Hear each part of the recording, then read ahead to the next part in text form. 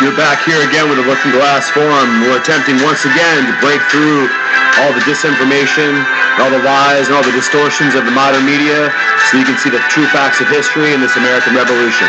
Thanks again for returning.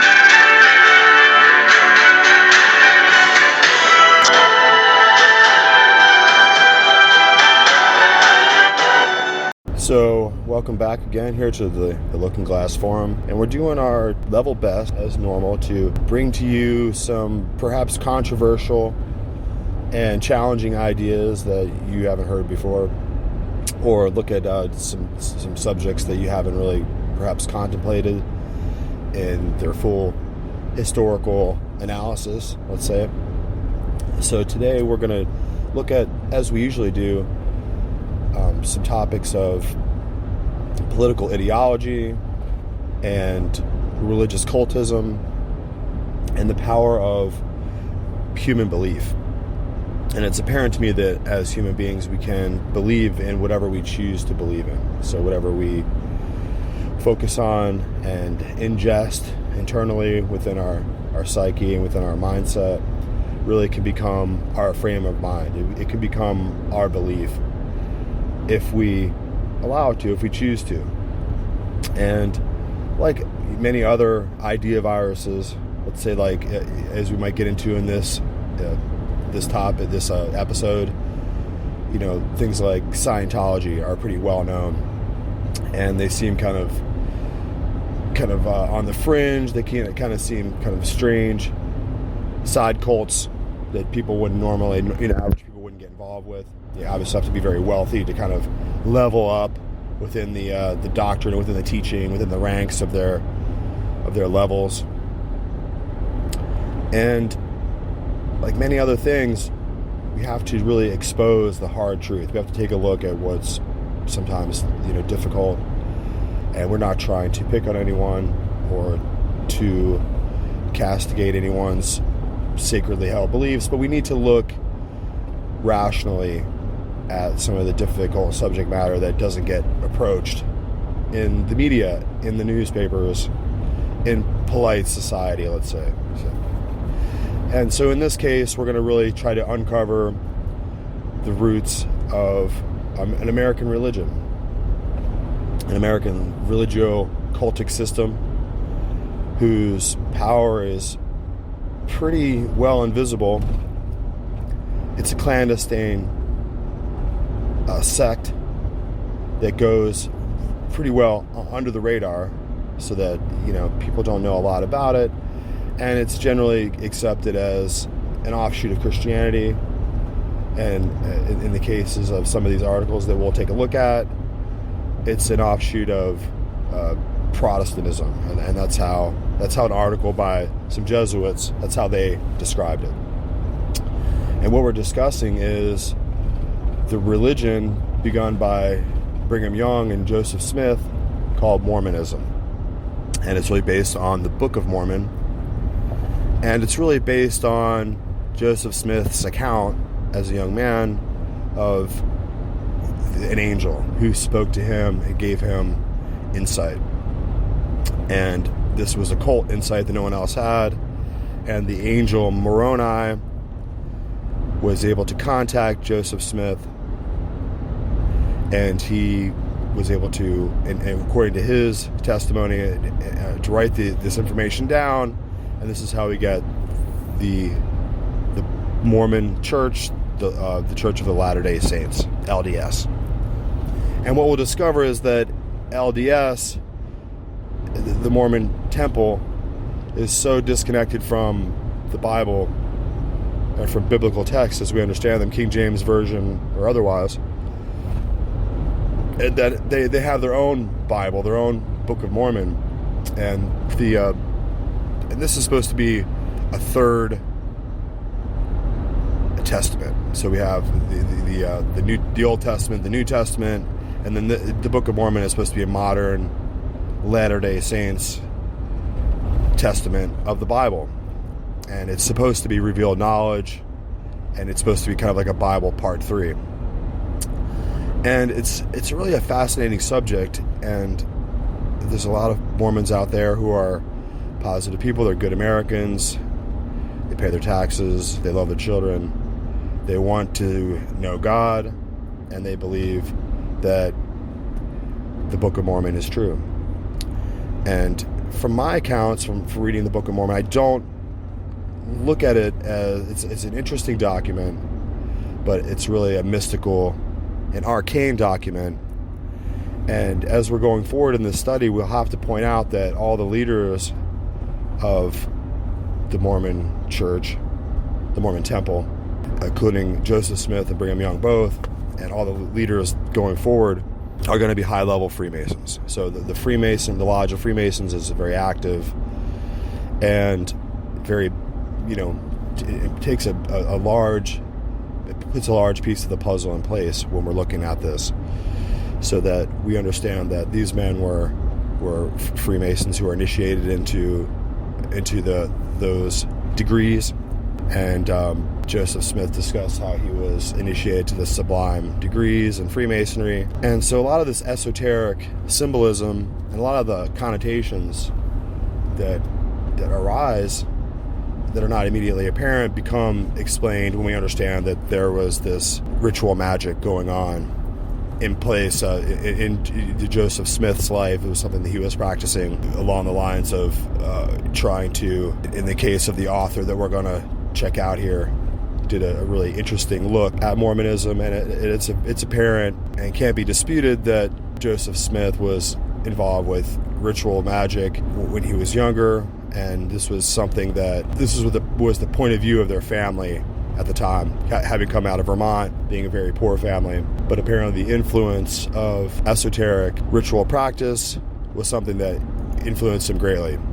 And we have to point out here that we're getting into a time in American history that's very fascinating, because it's going to go into the 1860s, 1850s, 1860s. And right at this time, this was a point in American history when we were going to deal with the Civil War. Slavery hadn't been repealed or emancipated in the South, and there were a lot of slaves, black people, who were trying to flee to the North where they could be free. And also at that time in 1833 at Yale, they would establish the Skull and Bones Society, which was something we discussed before. The Order of Skull and Bones 322 would be the senior year student society, so it would sit there as if it was a fraternity, a simple frat club at the college. But it was a lot more than that. It was imbued with power from the people who had intention that they would establish a political power base, an aristocracy within American society,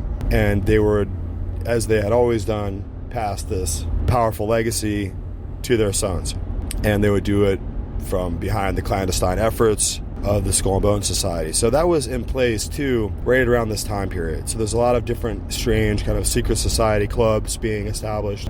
And this was right after the Morgan Affair, which was an event in American history that's not very well known, but it kind of ties in here, because right before that, before the 1830s, we had Captain William Morgan, who himself was a Freemason and was moving up in the degrees at that point within the lodge. And for whatever reason, he decided he would come out of the lodge and write a book exposing their rituals and their secrets. And this is something that is not something you can do safely when you go into their order and you take their bloody oaths and you promise to swear and to conceal and never reveal the secrets of the lodge. Then that's you're expected not to do that. So in this case, it became very public when Captain William Morgan was killed by the Freemasons, and when he went to court, he was surrounded in the court by the judge and the different attorneys who were all Freemasons, and he was treated very unfairly and ultimately disappeared and killed by the Freemasons. The press and the American public got wind of this, and it exploded into a huge exposure. So if you go back and do a little check on the Morgan Affair, you can see that right there in the 1840s and the 1850s, the Freemasons were being exposed and were being really kicked out of American politics. So it was no longer popular to be a Freemason, and there was even a political party called the Anti-Masons, a very brief, short-lived political party. who existed to kind of capitalize on this sentiment of Americans that they wanted the injustice and the unfairness of the Masonic Brotherhood, which was controlling a lot of politics, to be out of political affairs and for the government to investigate. And so this took out tens of thousands of Freemasons out of politics, and they were underground. So this is all kind of happening in the backdrop at this point when Joseph Smith is starting to come out and develop his Mormon church. And what we'll come to realize is that the Mormon church and its practices, including its handshakes and its secret oaths, is very reflective of Freemasonry. And it seems to reflect the same kind of ritual design, the same kind of esoteric, magical structure that relies on mysticism. And you can see that as we go forward, that a lot of the claims of the Mormon Church are erroneous, let's say. And this is not to say that we need to look down on people who hold these truths to be valid. There's a lot of Mormons today in politics. You have Mike Lee. Glenn Beck is out there on the radio. He's apparently a Mormon. And of course you have Mitt Romney and his family, who are famously Mormons. And it might be said that some of the early prophets, and it's important to point that out, that Mormonism requires a central prophet. And there's always a head prophet, always a lead master of ceremony, if you will, a leader of the sect. And this head prophet is the all-powerful kind of guru of their religious practice. And this prophet has been established was originally Joseph Smith, and then when he was out of the picture, it became Brigham Young, and then there's been this kind of succession of prophets. I'm not sure what they prophesy exactly, but they hold this position, this head position within the Mormon sect, and it's a dictatorship where the power is not shared. So as we're going through this, we're going to listen to a few different interesting authors, and we need to be aware that the power base of Mormonism is political, and they have moved very quietly to establish power. I mean, they really run the state of Utah. So we're talking about a system of belief here, a secret society, a religio-cultic system that is desiring power. And it's very nationalistic. So this is an American prophetic movement, let's say. It kind of reminds me of an American Islam, where Islam had its founding prophet, Muhammad, and the crystallization of their doctrine and their ideology is absolute, and it's written into their Book of Mormon and their code, and it's really unchanging. And the power of the central prophet really cannot be questioned, and he's a man of God, a pope in the Vatican, if you will, a prophet of LDS religion there in Salt Lake City, which is their New Jerusalem. So the beginning of this whole thing, it takes place when, and you can imagine that Joseph Smith is a very charismatic figure. So he's able to, in the 1850s, establish these new doctrines that are nothing biblical.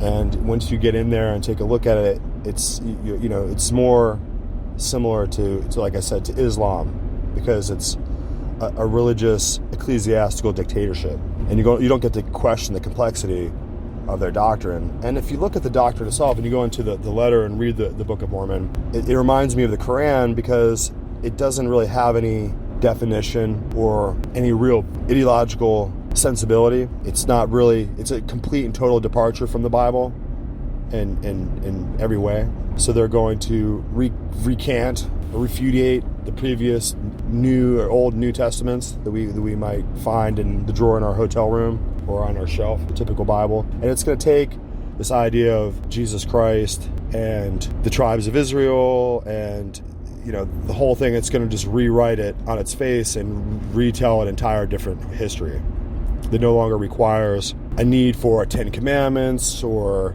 a Passover covenant or Jesus Christ to die for your sins on the cross in order to account for the sins of the world. Those kind of typical church Bible facts or the facets of our typical Christian faith are that you might see in America today. They're just not present within the Mormon belief system. So it's a matter of wearing the right clothes. It's a matter of doing what you're told on the right days, and to follow through with their plan of, you might have the young men who go around the neighborhood, knock on the doors, and do the Bible tracts. There's a system, a program in place that has to be followed, and that's really what it is. There's no free will involved, let's say. So I find it fascinating. This is a new American Islam, if you will, and it's very powerful, and it has a great deal of influence within our culture. It might not be apparent on its face. So I want to begin this, and we're going to be taking a look at Peter Levinda does a book called the Angel and the Sorcerer. In this book, he points out that Joseph Smith, when he's young, is buying books of sorcery that were popular at the time.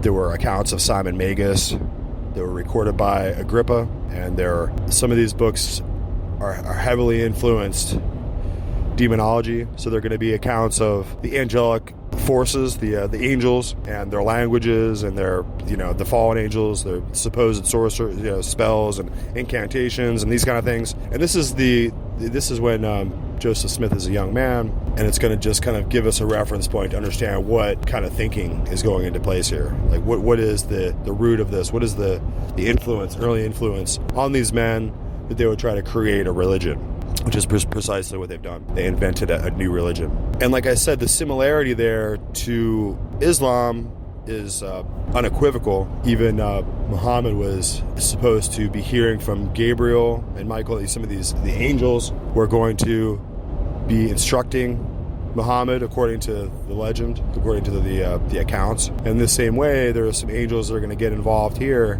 whether those accounts are accurate or not. According to the record, Joseph Smith is going to be spoken to and influenced and given information by the angel Moroni. And so should already have kind of like, we should have some questions and some curiosity about this, and the state of mind of people that would find this religious devotion to be practical. And so that's what we're going to do here. We're going to just take a closer look at the beginning of the Mormon religion. And I'll point out that some of the early, I'll have to go ahead and we'll look into this as we move forward.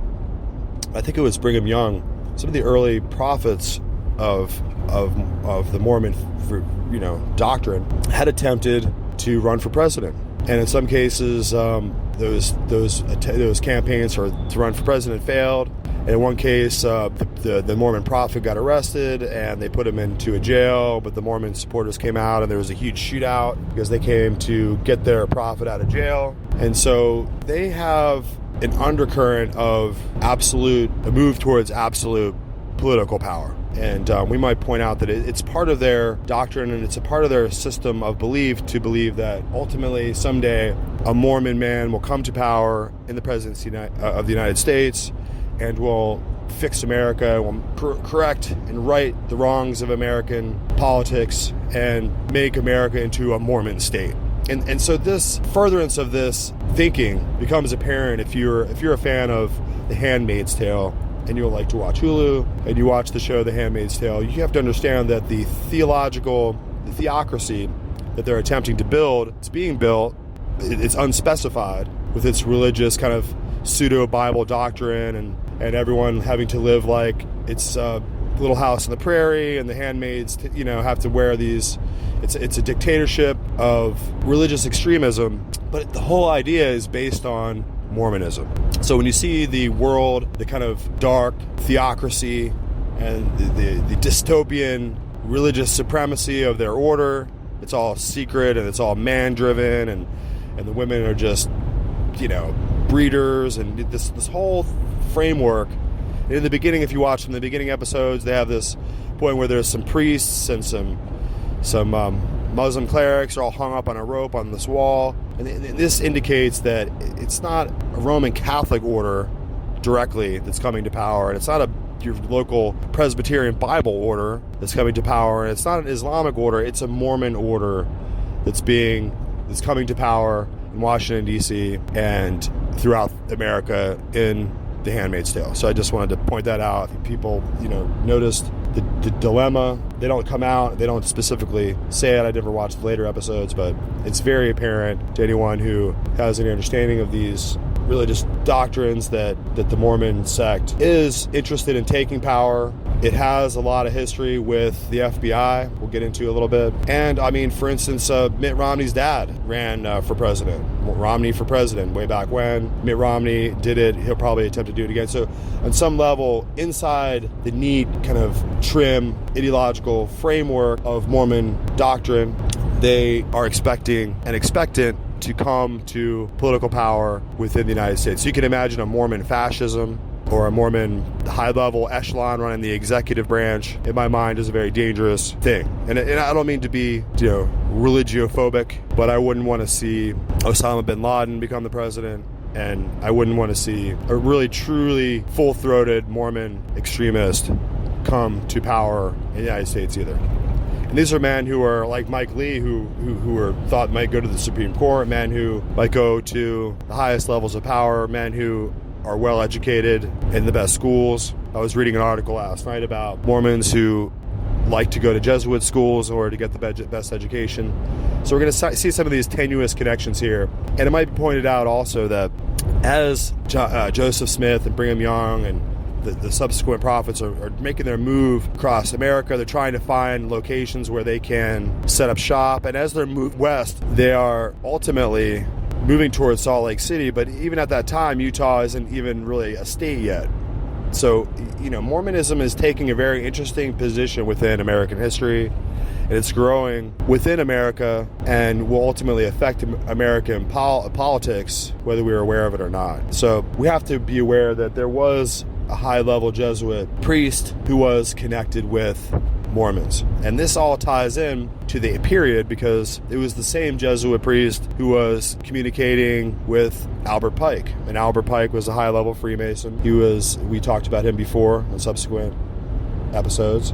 He was one of the men who founded the Ku Klux Klan. He was a general for the Confederacy that's fighting for the South in the Civil War. This is Albert Pike, a Confederate general, wearing the gray, fighting the Yankees, trying to maintain slavery. And he was also Albert Pike was one of the men who was connecting with Mazzini and tied into the high-level Illuminati branches within Europe. So this Pierre De Smet, that's Pierre De Smet S.J, is going to be the man who's giving instruction and guidance to Joseph Smith, giving them funding, keeping them on track, and really revealing to them where they needed to set up shop. Apparently giving him direction to go up to Salt Lake City.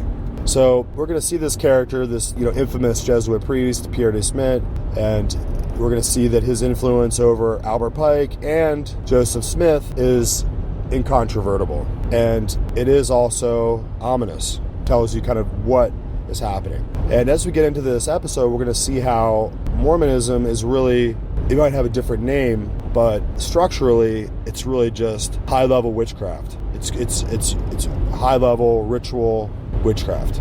And we can see that in the structure of the temple that's built in Salt Lake City.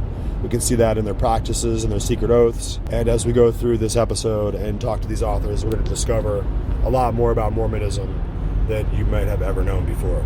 So sit down, buckle up, and let's get ready here. We're going to take a look at this interesting analysis by Peter Levinda. This is an ancient technology. So the Joseph Smith family started out doing that, looking for buried treasure that way. Buried treasure or maybe gold ore or silver ore, underneath here, something like that, trying to find a source of income because they were desperate. They had really no other sources of income.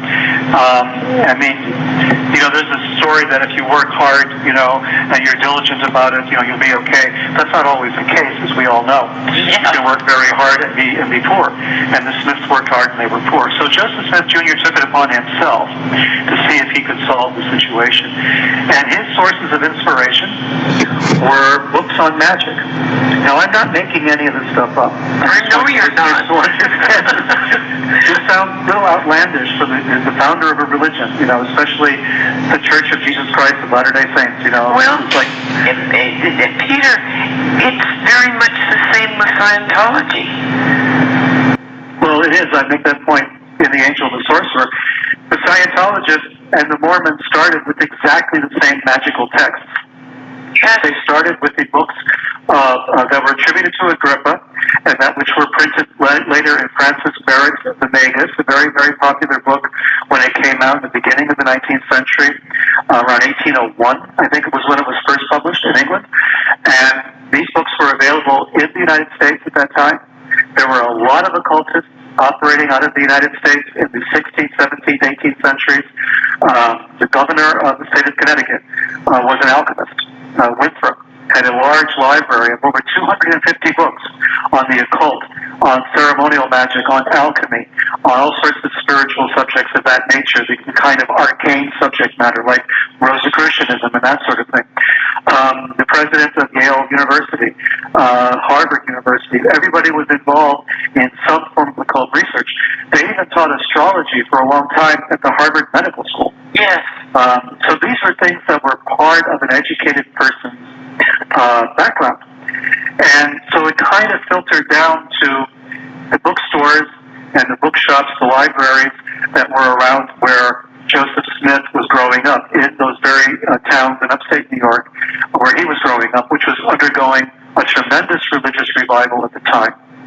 The Second Great Awakening, it was called. And you had a lot of revivalist stuff going on. You had a lot of religious sects coming up out of nowhere. Denominations were springing up all over the place. New prophets were coming out. And here was Joseph Smith, a young boy, around 12 years old is when he began to do this divining. And by the time he was 17, he was talking to the angel Moroni.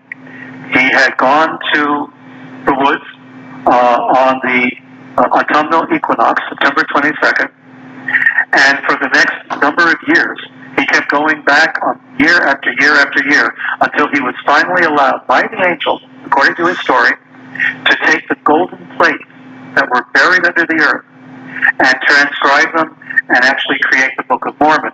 This is the story that has been told. The Mormons changed some of the details. Yes. According to them, Joseph Smith was just this pious kid who was out in the woods praying. You know, an angel appeared to him and gave him the golden plates. But in actuality, he was performing works of ceremonial magic. The first reports of what he was doing that were first published show undeniably that he was working rituals of ceremonial magic. These are the same rituals that L. Ron Hubbard and Jack Parsons would later use in the late 1940s, and which eventually led to the creation of Scientology. And JPL. Well, yeah, and the Jet Propulsion Lab, too. Yeah. It's the same thing. I mean, these two American religions, I'm kind of hesitant to call Scientology religion, but they like to call themselves religion, so I'll give them the benefit of the doubt. But these two churches, let's say, the Church of Scientology and the Church of Jesus Christ of Latter-day Saints, had their origins in pretty much the same ritual magic. The same idea of casting a circle, burning incense, reciting incantations in the middle of the night on a certain sacred days of the calendar in order to contact spiritual forces. And this is what Joseph Smith was doing repeatedly for a number of years, for 4 years, until he finally got a hold of these famous golden plates. Now, of course, whoever saw the golden plates, I mean, Joseph Smith claimed there were golden plates. In the beginning of the Book of Mormon, you'll find testimony by witnesses who claimed that they too saw the golden plates. Several of these witnesses later recanted their story, but that's another topic. But there were plates on which were inscribed this entire history of America before the arrival of Columbus, before its discovery by European settlers, by European pioneers and settlers. So this is a long story, and it's the history of the Jewish people, by the way. So this is the history of Jewish people who fled at the time of the destruction of the first temple, of Solomon's temple. So we're talking about, 700 years before the Common Era. They came somehow in boats across the ocean to what is now America, and this Jewish tribe set up shop here. And then what we read about in the Book of Mormon is a history of how the tribe split into two factions, fought each other. One side won, the other side lost. And as the so-called good side was losing, they decided to write their history before it was lost forever, onto these golden plates, bury them in the earth, and this is where Joseph Smith found them. The plates were written, according to Joseph Smith, in a dialect called Reformed Egyptian. This language does not exist. It's never been seen to exist anywhere. And Egyptian had not yet been completely deciphered at the time that Joseph Smith was claiming he could read Reformed Egyptian. The Rosetta Stone had just been discovered. The work of translating and finding out what all the letters and the hieroglyphics meant was still in process. So people could say anything about hieroglyphics. I mean, Cagliostro, for instance, claimed that he understood what the hieroglyphics meant. They were mystical kind of language back in the 18th century before Joseph Smith. Cagliostro founded an entire form of Freemasonry called Egyptian Masonry that was based on this idea that the hieroglyphics are a mystical language. Joseph Smith picked up on that idea and claimed he could read these hieroglyphics and therefore was able to transcribe the Book of Mormon. The technique is fascinating because it comes straight out of the Middle Ages. Joseph Smith would put what he called a show stone, like a crystal ball. Today we would call it a crystal ball. In those days it could just be a rock. Maybe it was quartz. Maybe it was crystal. Maybe it was just a regular rock. Into a hat. Into like a large hat, like a stovepipe hat. He would stare into the darkness at the stone. He would see visions.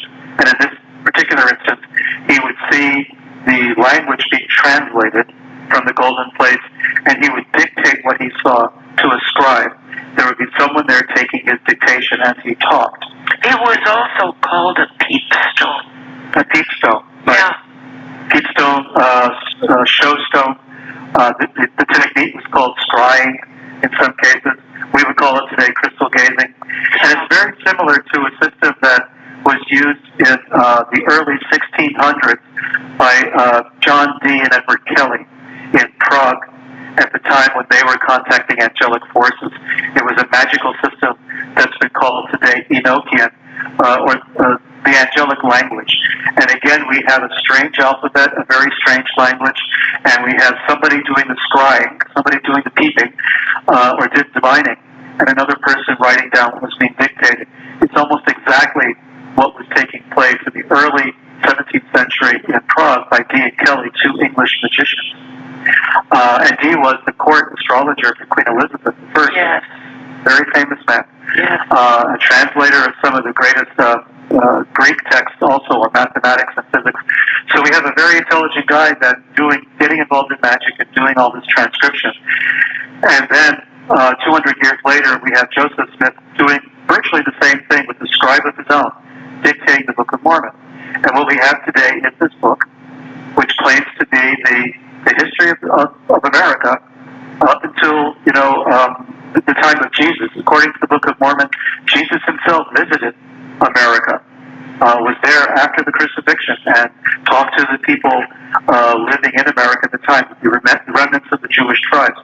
So we still have, this continuity from the first temple, from the destruction of the first temple to Jesus' appearance, all of it taking place in the Middle East, and yet we have here a parallel situation, a parallel history in America.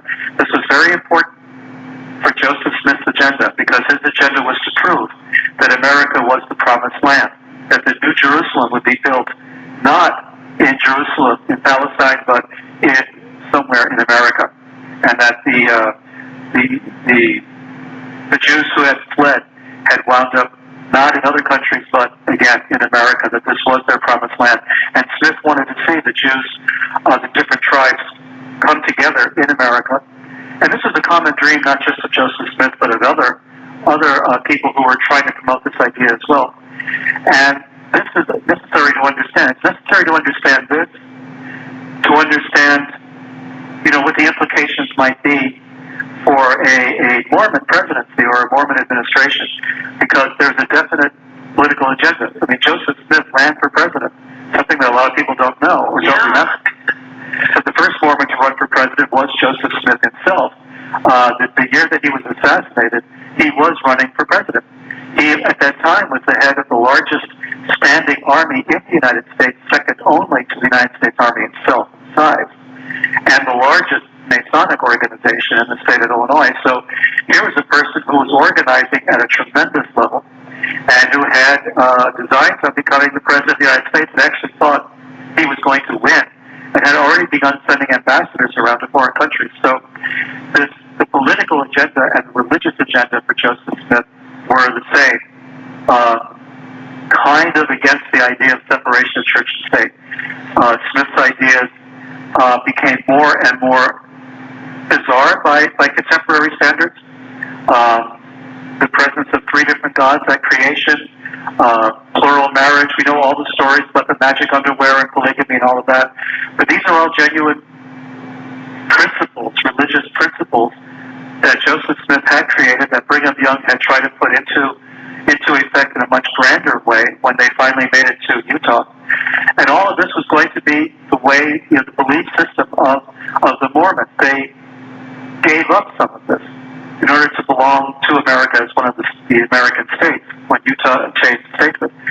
But it was an accommodation. It was called the Great Accommodation. They accommodated American law and then repudiated their practice of polygamy, among other things. Well, I want to interject something here, Peter. They still practice what's called marriage behind the veil, and that's a very, very secret type of marriage, and it involves plural marriages. Well, that's right. In fact, I talk about the famous case of the Salamander letter. And Hoffman, the forger, who had started forging all documents in order to sort of extort money from the LDS Church. And his grandparents married that way. His grandparents married in a plural behind the veil, behind the curtain in the temple. So this is a lot of, Romney's grandparents. Mitt Romney's grandparents were also plural, revolved in polygamy. That's why they moved to Mexico. Yes. So this is very recent. This is in the memories of many living Mormons. Remember plural marriage back, at the turn of the century. And as you stated, it still goes on today. Yes. So although they have officially said we're not going to be involved in this, so they've made some official statements, they've never taken back the belief. They've never repudiated their beliefs, only their actions. I don't want to keep bringing up Romney, but a lot of people probably associate now Romney and Mormonism. So I want to point out one particular aspect. When Romney was asked about Mormonism, his response is, I will only discuss my actions, not my beliefs. And this goes back to the law that was passed by the Supreme Court in the case of Mormon polygamy. The Supreme Court upheld the separation of church and state, but, this is an important but, they said that we cannot legislate beliefs, but we can legislate action. And they said you can believe in polygamy all you want, you just can't do it. And, I'm kind of with the Mormons on this one in saying that, okay, there is a problem here, At what point do we draw the line between religious actions and religious beliefs? I thought we're not supposed to make any laws regarding an establishment of religion. And so, of course, that's one of those First Amendment things that's open to interpretation.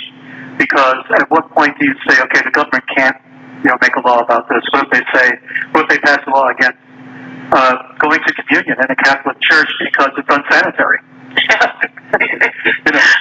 Yeah.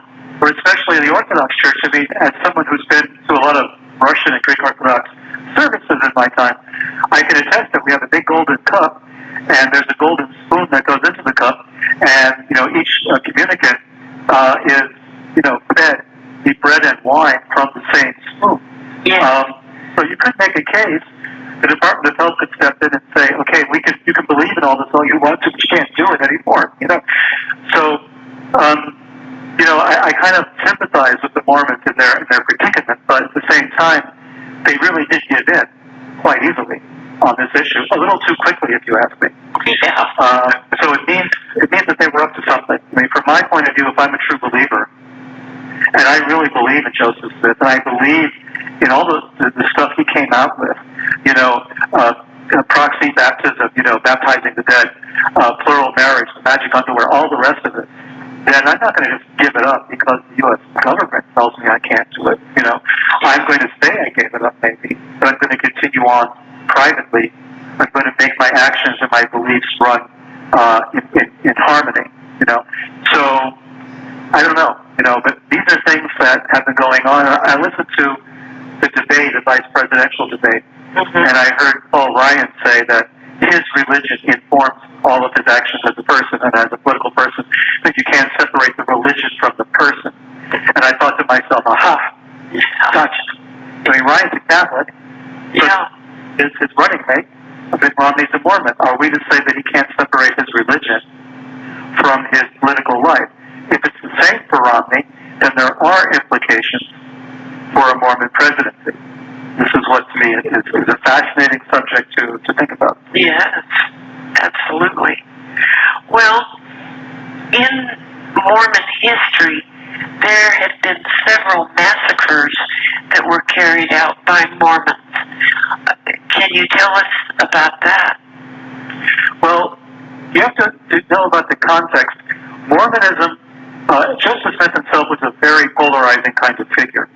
You were sort of passionately in favor or passionately against him. Yeah. He was a self-proclaimed prophet, and at one point he was claiming divinity.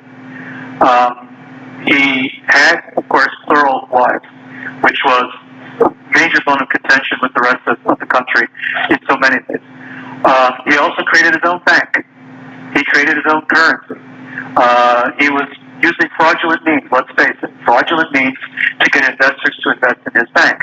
He would fill a chest full of rocks, cover it with a thin veneer of silver coins, and try to prove to people he had enormous chests full of silver, which of course he did not have.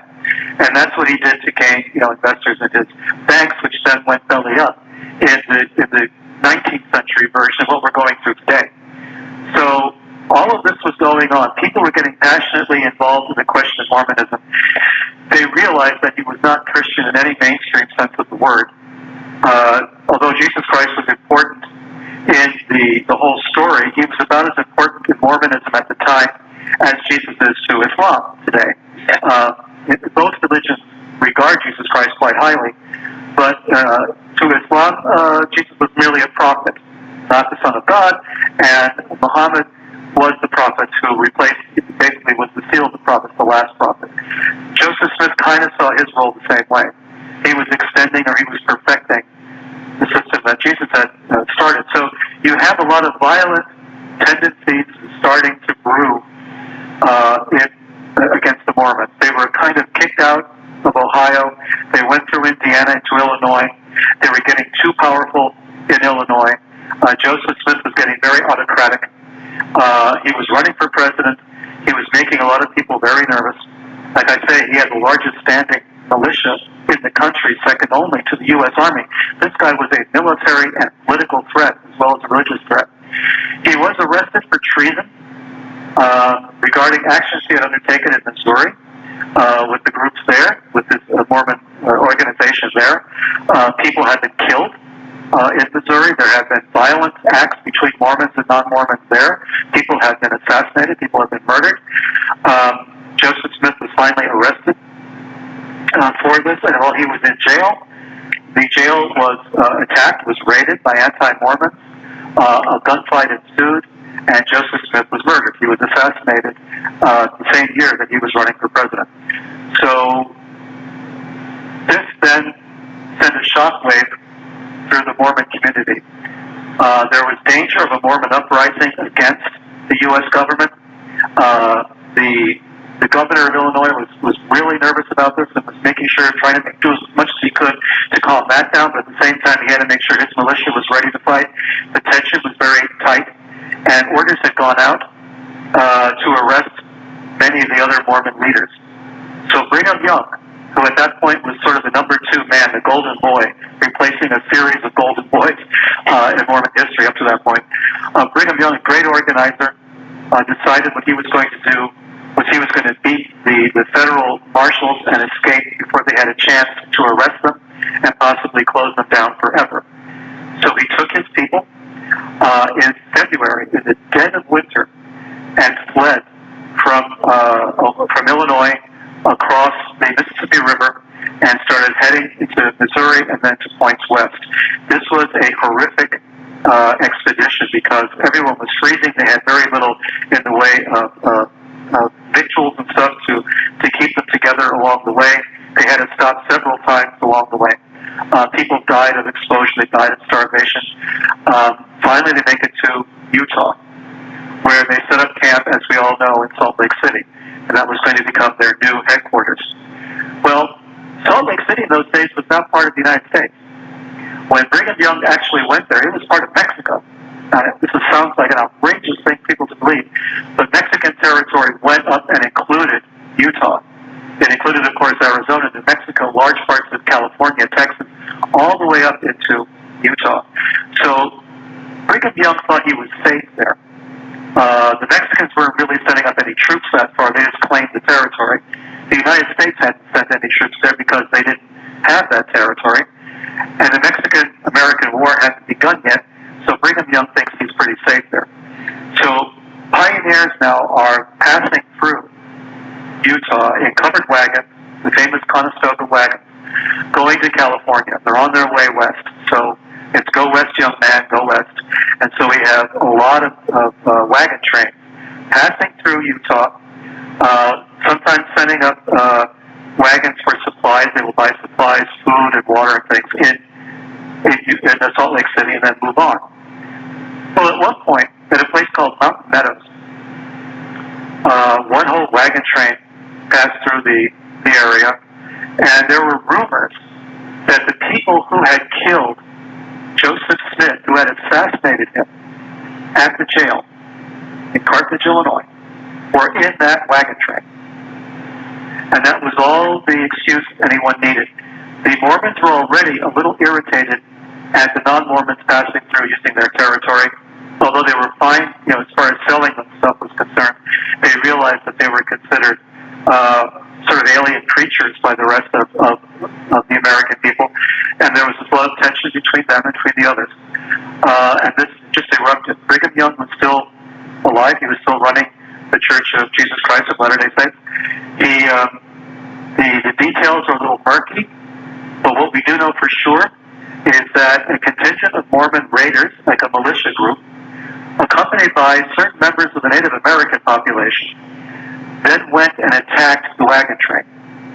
As is usual, the trains went into a circle, like you see in the movies. They tried to defend themselves, and it was working for a while. There was a kind of a standoff, and success was not happening. So what was important was the Mormons then tried to pretend that they were coming to the rescue of the wagon train. So the militia came in, like the cavalry in the movies. They show up at the wagon train saying, "Listen, we're surrounded by Indian territory. It's very dangerous. We're gonna save you. We're gonna rescue you and bring you back to Salt Lake City. Don't worry about it." What happened was they separated the men from the women and children. They took the men a little way away from the wagon train and massacred them, killed them, every single one. Yeah. Then the women and children were taken out, and with the exception of the very, very young, who would not be good witnesses, the other women and all the women, and the older children were also massacred, were also killed, and their bodies left there. And the bodies were left there for years.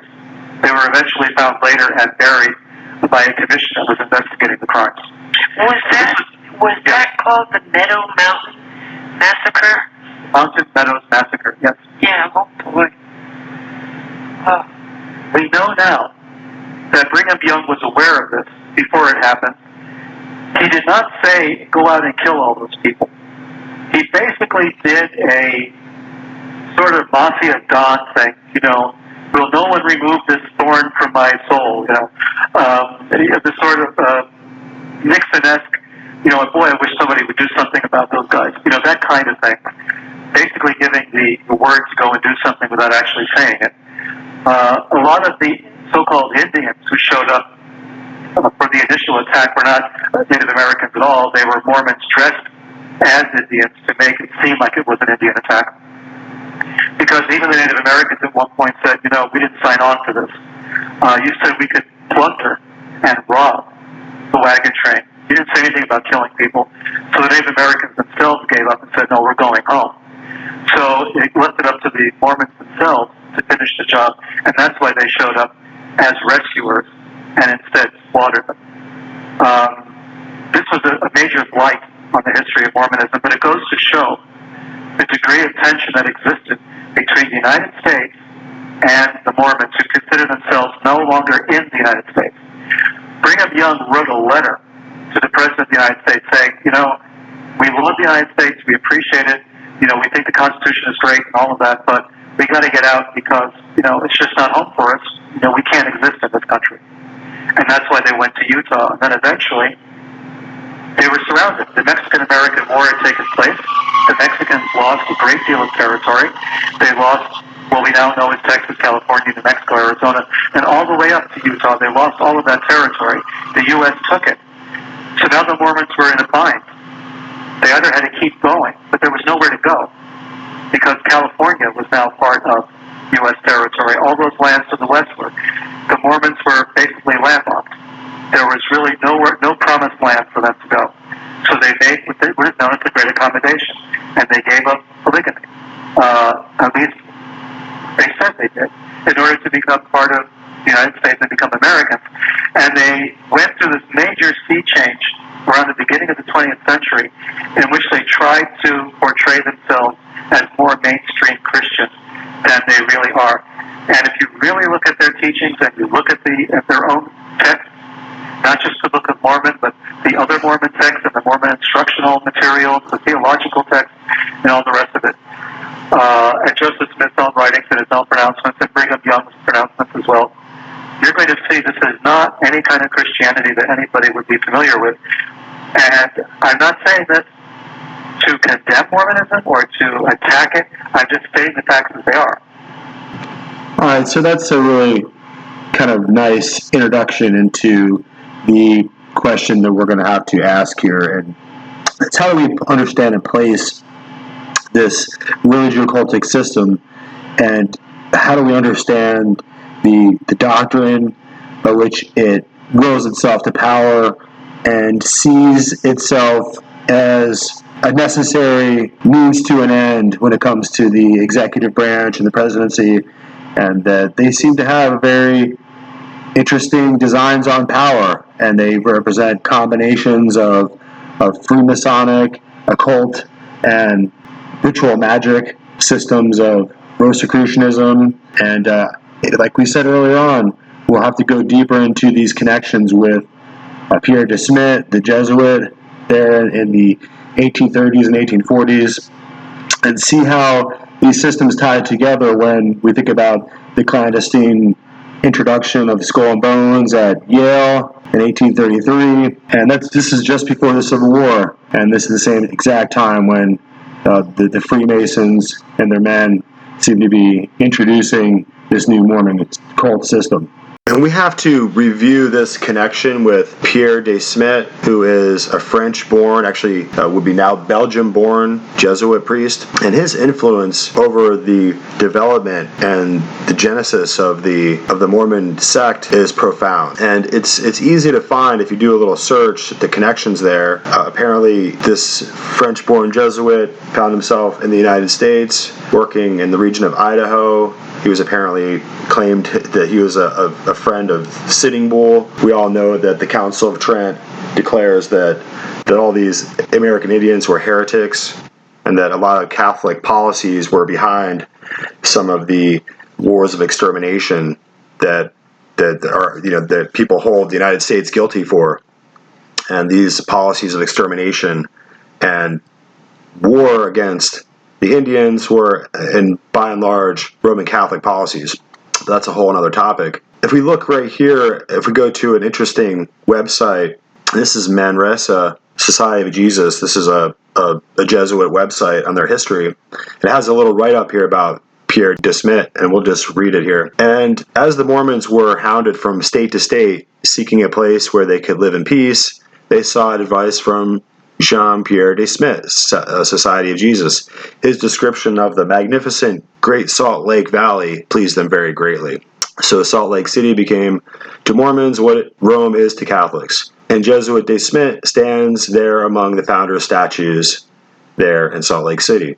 At the invitation of Coeur d'Alene tribe, Friar Pierre De Smet, Society of Jesus, sent Jesuits who set up a mission, the first one about 35 miles south of its present location in 1846, and afterwards they moved it to its present location. The church at this site, the Old Mission Church, was designed by Friar Ravalli, an Italian-born Jesuit, and was built between 1848 and 1853, the oldest standing building in the state of Idaho, and the cradle of the Catholic Church in that region of North America. So we can go on here. It goes on to say that De Smet, South Dakota, is the home of Laura Ingalls Wilder, the author of Little House on the Prairie, and that the town formed the next spring was named for Friar Pierre De Smet, who spent his life among the Sioux Indians. And a statue stands there in the city to honor him in Washington Park. So the Jesuits' influence in this region in America, and this is at a time when the states haven't really been formed yet. These are territories. Some of them are territories that are being held by European kings or principalities of Europe. And ultimately they would be bought and they would be settled by and become states of the United States, obviously. But at this time, when Jesuit De Smet is out there doing missionary work, and I put my fingers up like quotation marks. He's actually spreading the power of the Jesuit order over this area. He's also playing a key role in the life of the newly minted Mormon cult and helping them to find a place. And it's very interesting that they were used to slaughter this wagon train of Protestant settlers. If you go back and the previous author was discussing the slaughter there that took place, and they did it under the excuse that these were the people that were responsible for killing Joseph Smith or what have you. But really, these were hit squads that were being sent out by the Jesuits to kill Protestants and to shut down the Protestant expansion, and was being blamed on the Indians. These attacks were being set up to destroy white settlers who were Protestants, who were Baptists, and they were being done on behalf of the Jesuits by these new Mormons who were bloodthirsty cult, weirdos, and they were blaming it on the Indians, which caused friction back in Washington and the States. They used this kind of friction for the settlers to be angered at the Indians, and you can see that the Indian Wars are brought about in this way. And these are the same kind of subterfuge tactics that were being used when Pierre Jean De Smet, this Jesuit here, was connecting with Albert Pike. And we can look up on other episodes. We're going to do more in-depth discussion about his connections with Albert Pike, who was the inventor of the 33rd degree Freemasonry. Albert Pike was the inventor of the KKK, the Ku Klux Klan. And you remember the K is the 11th letter of the alphabet. So if you count up the 11th letter of the alphabet, it's K. And if you have a K, K, and a K, it's really 11, 11, 11, and it's just really gematria for 33. So it doesn't take a rocket scientist to figure out that the KKK is really controlled by the 33rd degree of Freemasonry. It's really just a boys' club, right? Just, the White Knights of the Klan. It's just another extension of the power of the Freemasons. And it was used to create racial problems, at this period in American history. And that's what the Jesuits are good at. And so Pierre Jean De Smet is being honored all over Belgium as a great priest and a great missionary spreading the Christian religion. But really, he's really part of a warring phalanx of an army unit. That's what a Jesuit is. He is really a soldier in a unit, and he's there to create chaos across the United States. And we're really tying this era together with Pierre Jean De Smet, and we're tying it together with the emergence of the Skull and Bones Order at Yale and the power of Albert Pike in creating the Palladium Rite and the high orders of Freemasonry, and also with literally bringing about a new religious cult system in Mormonism. And we call it kind of the American Islam because they have their prophet and their lead prophet, like Islam has their prophet, and they have to follow their prophet, and they have to fight, and even if it means killing and shooting and creating an army. I think that the Mormons, represent the largest standing army or militia within the United States right now. And so we have to really discover what is the truth behind Mormonism. It's very secret. There's a lot of really nice, information on the internet, but it's really surface information. But when you get down into the, joining it into the nuts and bolts of it, you find out that it's really just another extension of the power of Freemasonry and the power of the Orders of Knights, which really is a fraternity. It's going to be male only. The women are just, you're supposed to have multiple wives, so the women are just sex objects. They're really not playing a very interesting part in the religion of Mormonism at all. And it's the same thing with Islam. Women are just secondary. They're really just not really that important. So as we go forward here with this discussion, I found it was interesting too that discussing the William Morgan affair, which goes back to the birth of the anti-Mason party. This is going to be in the 1850s. At this time, William Morgan was a Freemason, and he decided that he found that it was not what they had promised. It wasn't a Christian or biblical system, and he set out to write a book exposing the secrets and the symbols of Freemasonry, and they really ultimately killed him and ran him through court, and it was an exposure of the power of Freemasonry in the courts and in government, so that if you weren't a Freemason, you really didn't have any power, you didn't have any defense. And ultimately, the William Morgan affair, when he ended up becoming, disappeared and killed, the people in America were incensed and enraged over the power of Freemasonry as a secret society over American institutions and over within churches and within government.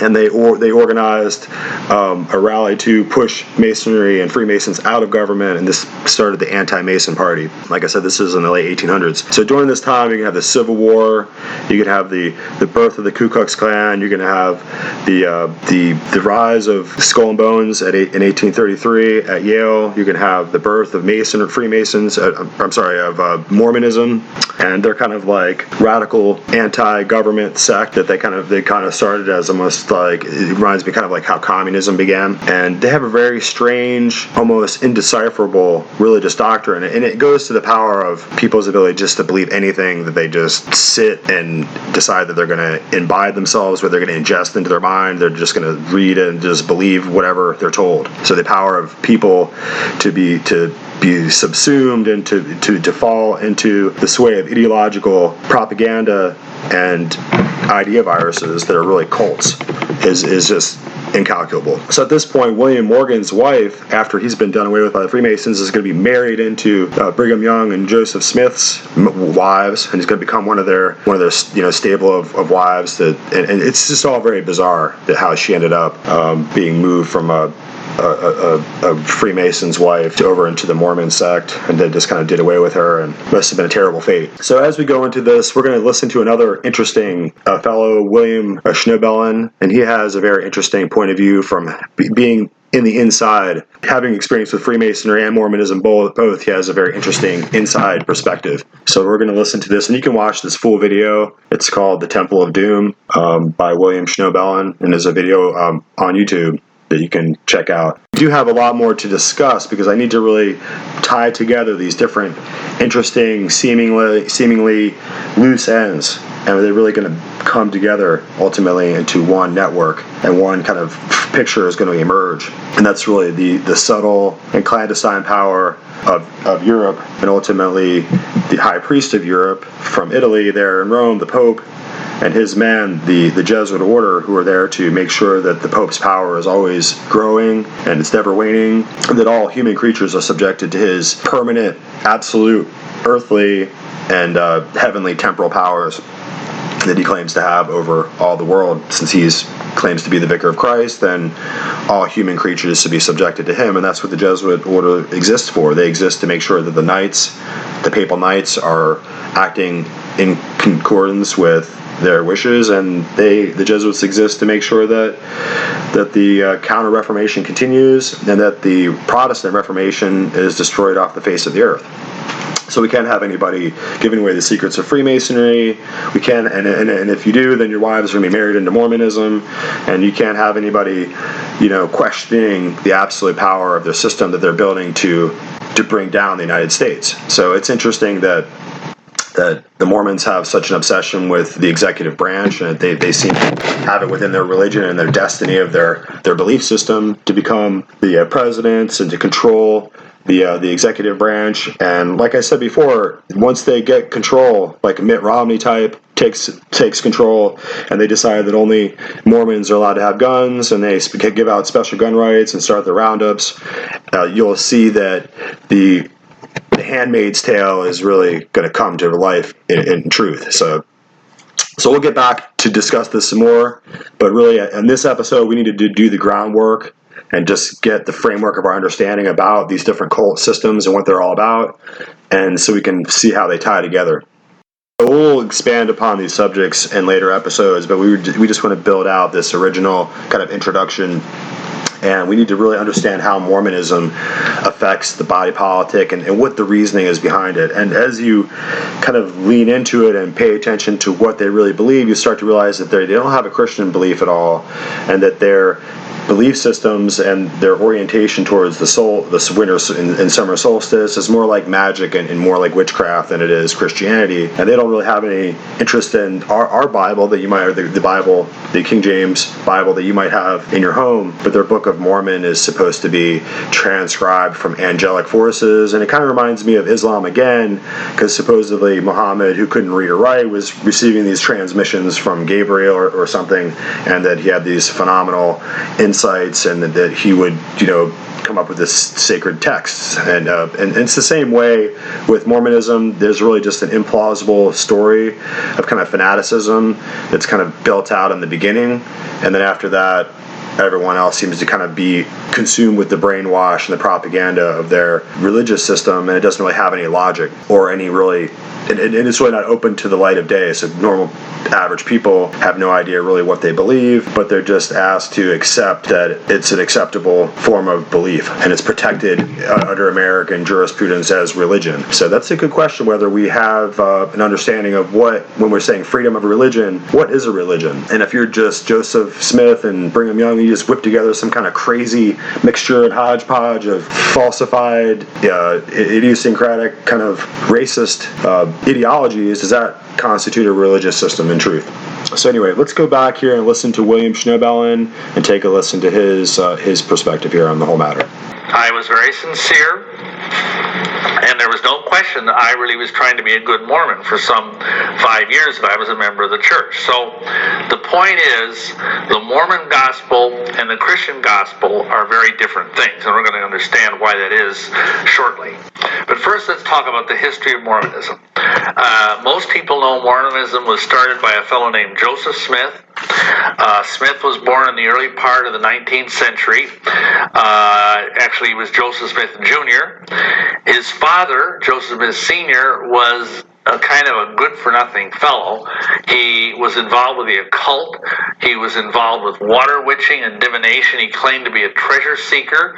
He claimed he could use his magical wand to go out and find buried treasure, which was a very popular thing people would do back in those days, because fairly recently, before this time, pirates were sailing up and down the east coast of America, because this is right after the Revolutionary War, and it was believed that there was buried treasure hidden here and there throughout the countryside in upstate New York. And so this Joseph Smith Sr. claimed to be able to find this stuff through his occult power. His mother, Lucy Mack Smith, said in her autobiography that the family cast magic circles and practiced the faculty of abrac. Now you might ask, what the heck is that? Well, the faculty of abrac, we may have heard the term abracadabra. That's actually a real magical word from a magical workbook. And the faculty of abrac meant that they were practicing ceremonial magic. So imagine, here's this young man who, along with his brother, was raised in a family. Actually, there was a couple other brothers, but we'll get to them later. Totally involved in the occult. And he'd never been exposed to religion. But now here's an interesting thing that happened. During that time, there were these revivals that were sweeping the United States. And, many of you have read stories about the Great Awakening and then revivals that followed that. And it got so many revivals hitting here, they actually called the area where Joseph Smith was raised, which was Palmyra, New York, the burned over district, because it was like, first the Presbyterians would come through and they'd have a revival. And then the Congregationalists would come through and they'd have a revival. And then the Methodists come through, you get the point, Everybody was getting saved, and there was all this religious fervor. And so Joseph Smith Jr., who was a young man, I think he was like 15 or 16 at the time, he was exposed to some of this revivalistic fervor. And he got the family Bible off the shelf. It was obviously very dusty. He'd never read it. And he was trying to decide what church to join, because the Methodists were on him from one side and saying, you should become a Methodist. And I forget what the other church was that, either Congregational or Presbyterian was on him from the other side, and he should join that. Now, mind you, this is the official story. There are actually 9 versions of this, which disagree with each other, but I'm going to give you the official version just because it's simpler. But just realize if you start digging into this history, it's full of contradictions. Anyhow, the story is he went out into this, near his home, to what's called today the Sacred Grove, quote unquote. And he knelt there and he began to pray. Now notice what happens here. He's praying to ask God what church to join. And supposedly, all of a sudden, he felt overcome with this vast darkness. And he felt as if he would suffocate and die. The darkness was so profound. And then through this darkness, this pillar of light comes down. And in this pillar of light are 2 glorious beings in white robes that look virtually identical. They have white hair, white beards, and white robes. They look just like each other. And these were 2 personages that he describes as being beyond description in terms of how glorious they appeared. And the first personage gestures to the second one and says, "This is my beloved son. Hear ye him." And the second personage, who is supposedly Jesus, tells Joseph Smith that he should not join any church because all the churches of that time were wicked. And, basically he said they had a form of godliness, but they denied the power thereof.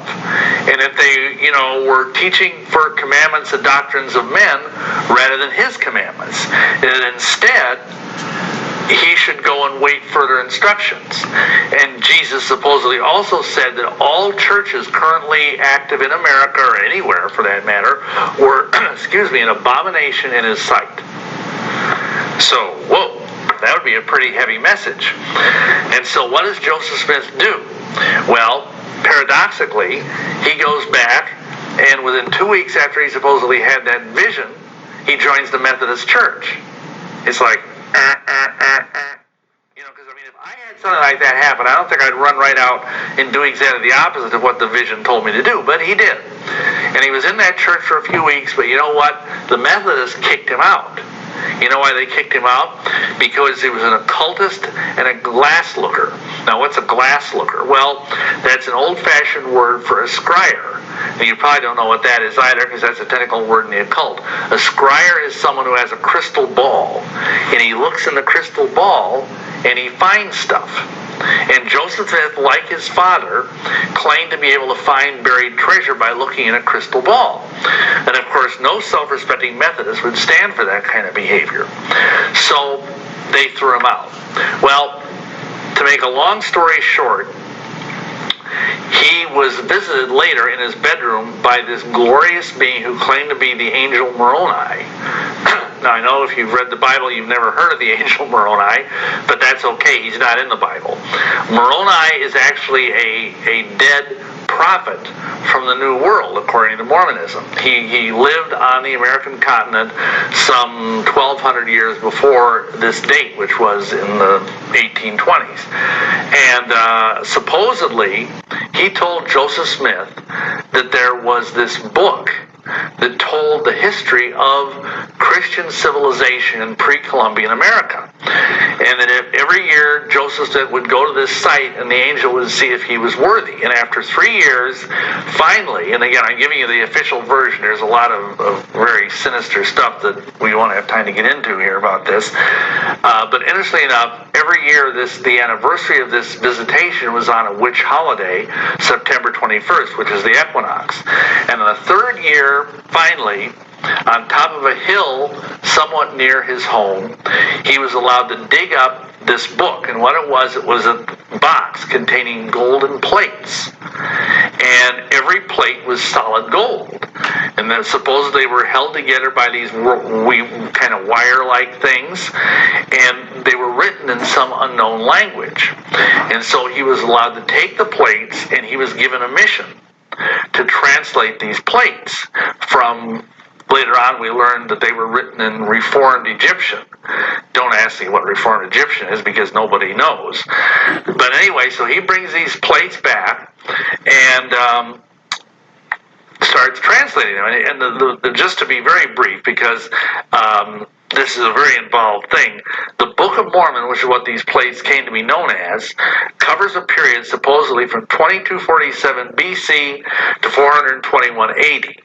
And the story is basically that during the time of Jeremiah the prophet, when Israel was sliding into apostasy, that this family of righteous Jews, headed by a guy named Lehi, was told by God to leave Jerusalem and sail across the Pacific Ocean to a new world. And so this family does it.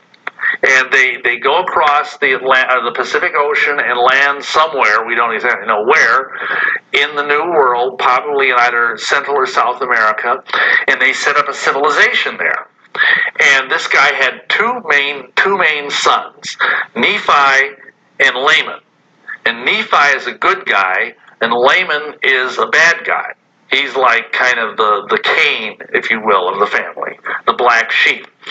And his descendants come to be known as Lamanites, and Nephi's descendants are, of course, known as Nephites. And so the Lamanites gradually become more and more wicked, and eventually, now this is important, they are cursed with a dark skin for their unrighteousness, and they become the American Indians. That's the Mormon explanation of where the Native Americans came from, is that they are Lamanites, and they are cursed with that dark skin because of the fact that they were wicked. The Nephites, however, are described in the Book of Mormon as being white and delightsome because they were good and they were righteous. So anyhow, there's these various battles that go back and forth, and I'll tell you, the Book of Mormon, I need a medal from somebody because I actually read the Book of Mormon through 5 times. And it's not for nothing that Mark Twain described the Book of Mormon as chloroform in print. It is very, very seriously boring. In fact, believe it or not, one of the books, because just like, the Bible has books in it, the Book of Esther, the Book of Ruth, the Book of Jeremiah, whatever. The Book of Mormon also has books in it. And one of the later books in the Book of Mormon is called the Book of Ether. Yeah, it's really called Ether. And Mark Twain said he read the Book of Ether and it put him to sleep. So it's a very boring and complicated book. In fact, somebody said that Joseph, when he put the book together, he must have thought he was getting paid by the word, because it's very wordy, it's very verbose, and it just, anyway, it's not an easy book to read. But to very try to synthesize it together, after the coming of Christ in Jerusalem and, Bethlehem and all that, what happens is when Christ is crucified over in the Holy Land, in the New World, these cataclysmic events take place. There's earthquakes, there's signs in the heavens, and then after Jesus over in Jerusalem raises from the dead, he appears in the sky over the New World. And he comes down from heaven and sets up a church in the New World. And he has 12 apostles, and it's like a duplicate of the church that he sets up over in Jerusalem. And so everything is wonderful for a while. And he teaches all these gospel principles, to these people who are at this time made up of both Lamanites and Nephites. And then he goes back up to heaven, just like he did with the ascension in the Bible. But then, of course, apostasy hits. And they start deteriorating, they become unrighteous. And one of the interesting things is the Book of Mormon teaches that when the Lamanites repented and became righteous and were baptized, when they were baptized according to the ordinances of the gospel that Jesus taught, they turned white. So, it's kind of a very racist book. So anyway, they start apostatizing, and there's this righteous remnant that is left behind of the Nephites that are led by two guys. One guy is named Mormon and the other guy is named Moroni. And in Mormon doctrine, it's believed that when you die, if you're a righteous person, you become an angel. So that's why you have this angel Moroni showing up in Joseph Smith's bedroom. And anyway, by the year 421, there's hardly any Nephites left, and this battle is taking place with hundreds of thousands of people whacking away at each other with armor and swords and breastplates and all this stuff on this hill in upstate New York that's come to be known as Hill Cumorah. And before the last Nephite is killed, who I think, as I recall, was Moroni, he buries these gold plates, which contains this whole history, in this hill, in like a box, inside a little stone vault. And they sit there from 421 all the way up until the 1820s, when Joseph Smith is led to dig them up. Okay.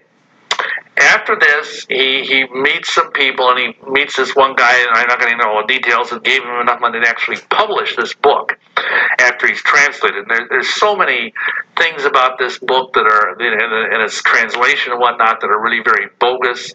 I mean, believe me, you have to really have your eyes deceived to the max to believe all the stuff about the LDS Church. But in 1830, he started his own church. It was originally called the Church of Christ. And later on, it came to be known as the Church of Jesus Christ of Latter-day Saints.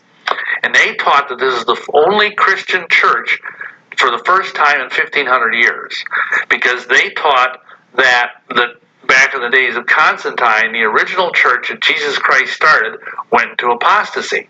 And so from the period of around 300, all the way up until 1830, there was no church anywhere on the face of the earth. And that's kind of bizarre when you think about it. And then Joseph Smith restored this gospel. Now, I got to tell you about the great baptismal charade. Because, see, Mormonism teaches that nobody can be saved unless they're baptized by someone who has authority. Now, that, in a way, kind of makes sense. And they claim nobody had authority.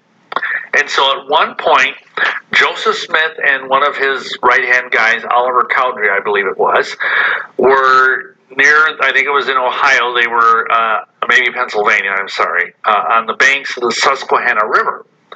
And they had a vision where John the Baptist shows up. And John the Baptist says, you guys need to be baptized. And he's like a glorified, resurrected being, And you'd think he would maybe either baptize them or lay hands on them and give them the authority to baptize them, but he didn't do that. Instead, he says, you go down into the river, and Joseph baptized Oliver, and then lay hands on him to receive the Aaronic priesthood. And then Oliver baptized Joseph, and then you lay hands on him to receive the Aaronic priesthood. And, this is in Doctrine and Covenants, which is one of the scriptures of the church. And you're sitting there going, wait a minute. It's like, which came first, the chicken or the egg? Because neither one of them had the authority to baptize, because you can't be baptized, you can't have the Aaronic priesthood unless you're baptized. And you get the point. I mean, it's like totally confused. And of course, it says in the Bible that God is not the author of confusion. Now, let's talk about the character of Joseph Smith. Because let me tell you, this guy was a genuine piece of work. I mean, he was a really unique individual. In many ways, he was quintessentially American.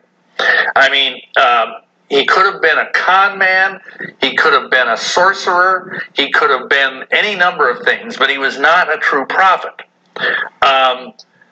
Just as an example, he was a boaster. At one point in his life, this is what he said. He said, I have more to boast of than any other man. No man on earth has done such a greatest work as I have done. Even Jesus Christ has not done so great a work as I have done. No man has ever been able to keep a church together. Not Jesus, not Paul, not Peter. But I am able to do it. He claimed at one point that he was descended from Jesus Christ. Hello, Da Vinci Code. He was a glass looker, which means he was a sorcerer. He was a money digger, and I don't mean in the sense like, he was trying to marry rich women, but he believed he could tell people where to go and dig up buried treasure, and he actually was convicted of that at one point for being a glass looker and a disorderly person.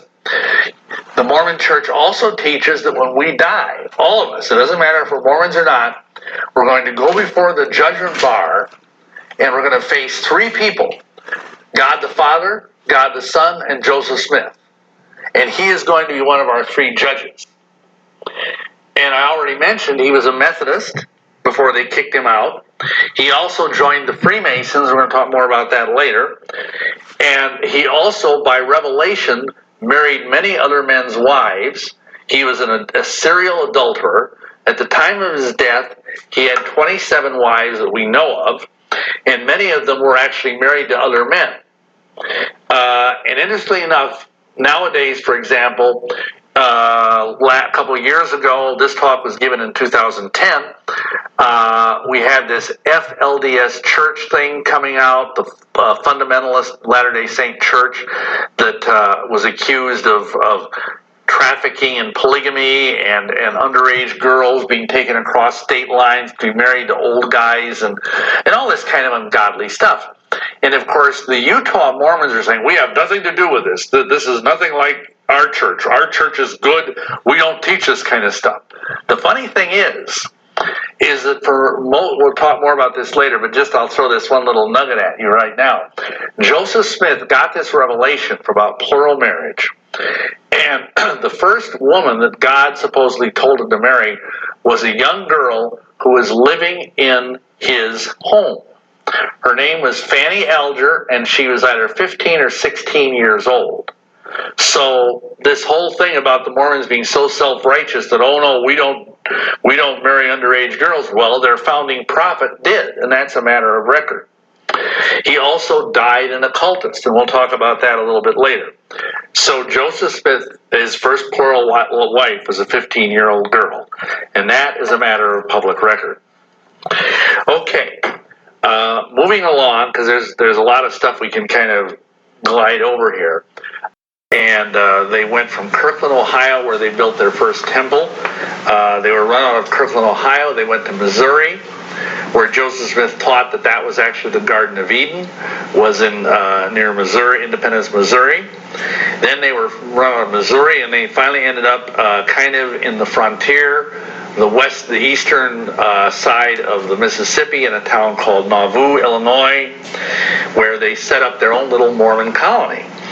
And by the time they got firmly established there, they had started sending out missionaries all over the world. And so all these Mormons were coming from England, from Germany, and of course from various parts of America.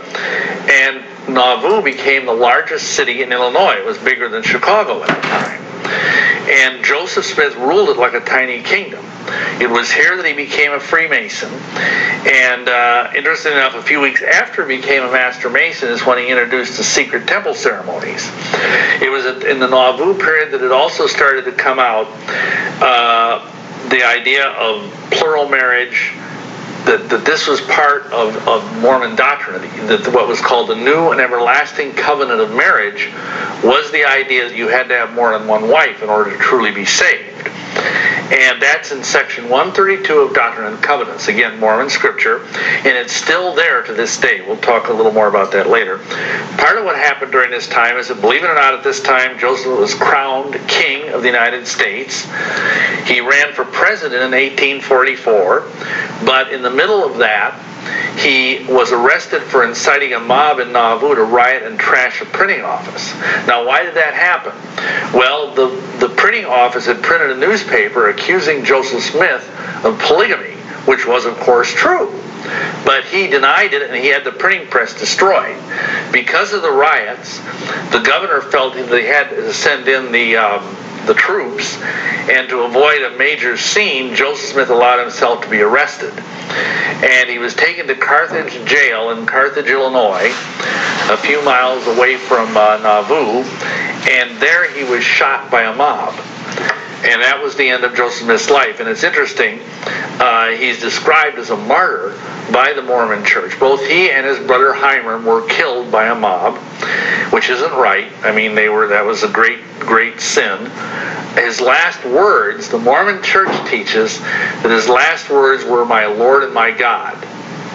Well, not quite. Actually, local witnesses say what he said was, "O Lord my God, is there no help for the widow's son?" Which is kind of creepy for two reasons. One reason is that he really was the son of a widow. But the other one is that's the Grand Masonic hailing sign of distress, which is supposedly a thing Masons do if they're in grave danger of losing their lives, and it's a way that they can cry out for Masons to help them. But of course, nobody did. And the other interesting thing about Joseph Smith's death, his murder, is that Mormons call him a martyr.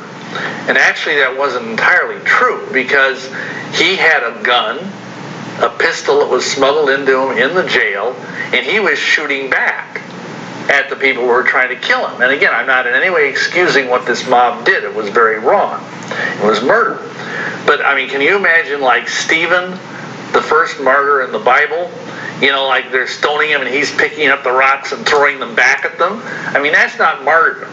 Martyrdom is just going to your death like Yeshua went to his death, like a meek lamb to the slaughter. So we're going to just give it a pause right here. You can see that what we're doing is really kind of fleshing out the background history, and it's going to get a little bit more in depth. And this is like a 2-hour seminar that William does, but we're just going to take little pieces of it and basically look at the detail of the doctrine and the mythology that it's behind the Mormon sacred praxis. And you can see that they have a high temple ceremony, and ultimately they are Templars in some sense, because they're fashioning their Utah temple in the same kind of sacred geometry as Solomon's temple. And so if you have to understand that on some level, if you look at he goes into the imagery here, the pentagrams and the different occult symbolism that are etched into the masonry of the Salt Lake City temple, you can see that what's behind their kind of ideology is nothing biblical at all. But ultimately they did what they did in the past with Islam. They really forged this kind of strain of cultism in place, and they kind of developed it through the power of their personality and through the Freemasons in the area, and basically getting a rabble of useful idiots to forge this kind of history. And ultimately the Mormon cult is really, if you look at it carefully, with the way they wear the vestments, and they wear the green aprons that and you'll see that in Freemasonry as well. It's almost like a workman's apron, but they wear a little waist apron that's green, and ultimately they have secret handshakes. And so ultimately Mormonism and this whole pseudo ritualism surrounding the angel of Moroni was just all complete horseshit. And for some reason, a lot of these people across America, they really genuinely and with heartfelt, serious, their utmost belief, they believe that these books are really true and sincere and accurate forms of religion. They're true religion. So ultimately, they have the gnosis, they have the secret knowledge that no one else has, and they're informed while the rest of the world is in ignorance. So it's the same thing you'll see with other religio-cultic doctrines as well. And ultimately, we have to go back and recognize that the actual roots and the actual foundations of Mormonism couldn't have been fashioned or built by anyone other than those who had the skill and the wherewithal to do it, and to direct such a large ideological construction, if you will, out of the raw materials of America's countryside. And if you look carefully, you can see that the Knights of Freemasonry and just a handful of the powerful Jesuit priests like Pierre De Smet were actually involved with directing the growth and development of Mormonism. And they ultimately Brigham Young and all them, they would say that Salt Lake City Valley, that whole area, was the new promised land, and it was the place that God had set aside for them, since the beginning of time. It was like Canaan, and they were going to go take back this promised land of God, and they didn't know where it was until Pierre De Smet, the Jesuit De Smet, comes along and tells them it's up there in the Great Salt Lake City Valley. And of course, this wasn't, as I understand it, even a part of the United States at the time. And ultimately, this whole controversy, and Pierre Jean de Smet was a Jesuit, but he was also a Frenchman, and so you have to take into account the French and Indian Wars, where the French were paying the Indians to go and take scalps of certain settlers, certain pioneers on their wagon trains, and these are primarily going to be Protestant, Methodist, Protestant, Baptist, Bible believers who are setting out to go and forge a destiny in the land. Primarily, the Catholics are going to stay in the main cities of Maryland, around their cathedrals, around their monasteries, where they can have access to the priests and have the absolution of their sins. They had no interest in riding into the West with their Bible, which is what the Protestants were doing. So they're going to be met with Mormons who are going to try to kill them in the passes, and they're going to be met with wild Indian raiders who are going to be radicalized by this kind of Roman Catholic French energy of hatred, and they're going to scalp these colonial pilgrims, if you will, pilgrims to the West. So we're going to go ahead and just take a little more of Bill Schnoebellen's interesting Temple of Doom video that he does here. I encourage you to take a look at it.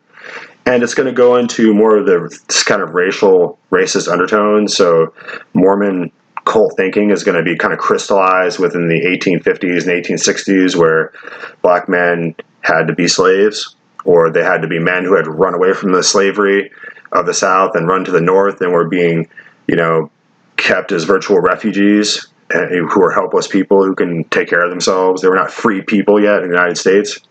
So you can imagine that the Mormon ideological construct is going to hold that if you have black skin, that you've been stained by your sin for all time by God, and if you have white skin, then you're a beautiful, whatever. That somehow that your white skin has something to do with purity, and dark skin to do with the stain of sin. And so this kind of reprobate and prehistoric antiquated thinking is going to be distilled within the viral intellectual propaganda of the Book of Mormon all throughout it. So you're not going to see any black people in Mormonism. Ultimately, it's just like the KKK that Albert Pike started. You're not going to see a lot of black people in the KKK. You're not going to see a lot of black people in the Confederate South when Albert Pike was a Confederate general. You're not going to see a lot of black people in the Jesuit order or in the Freemasons. I think the Freemasons are ordered by a black lodge, so they have the Prince Albert Hall Lodge for black men. If you're a black Freemason, you go to the Prince Albert Hall, or you're a boule. But ultimately, that's just for black people, just like the Congressional Black Caucus. You can imagine you walk in there, you would see black people. And the same way the Masons are divided, if you go to the Scottish Rite, the Scottish, it's going to be white men. So there's black Masonry and white Masonry, and there's, white Mormonism, and there's, you're not going to find it available to black people. Because even though they downplay it, deep in the construct and the bedrock of their scriptures, ultimately it's a racial hate paradigm, and that black people are subhumans. And this is the same thing that Darwin felt. That he felt that black people were just not very evolved yet. They were closer to the monkey species.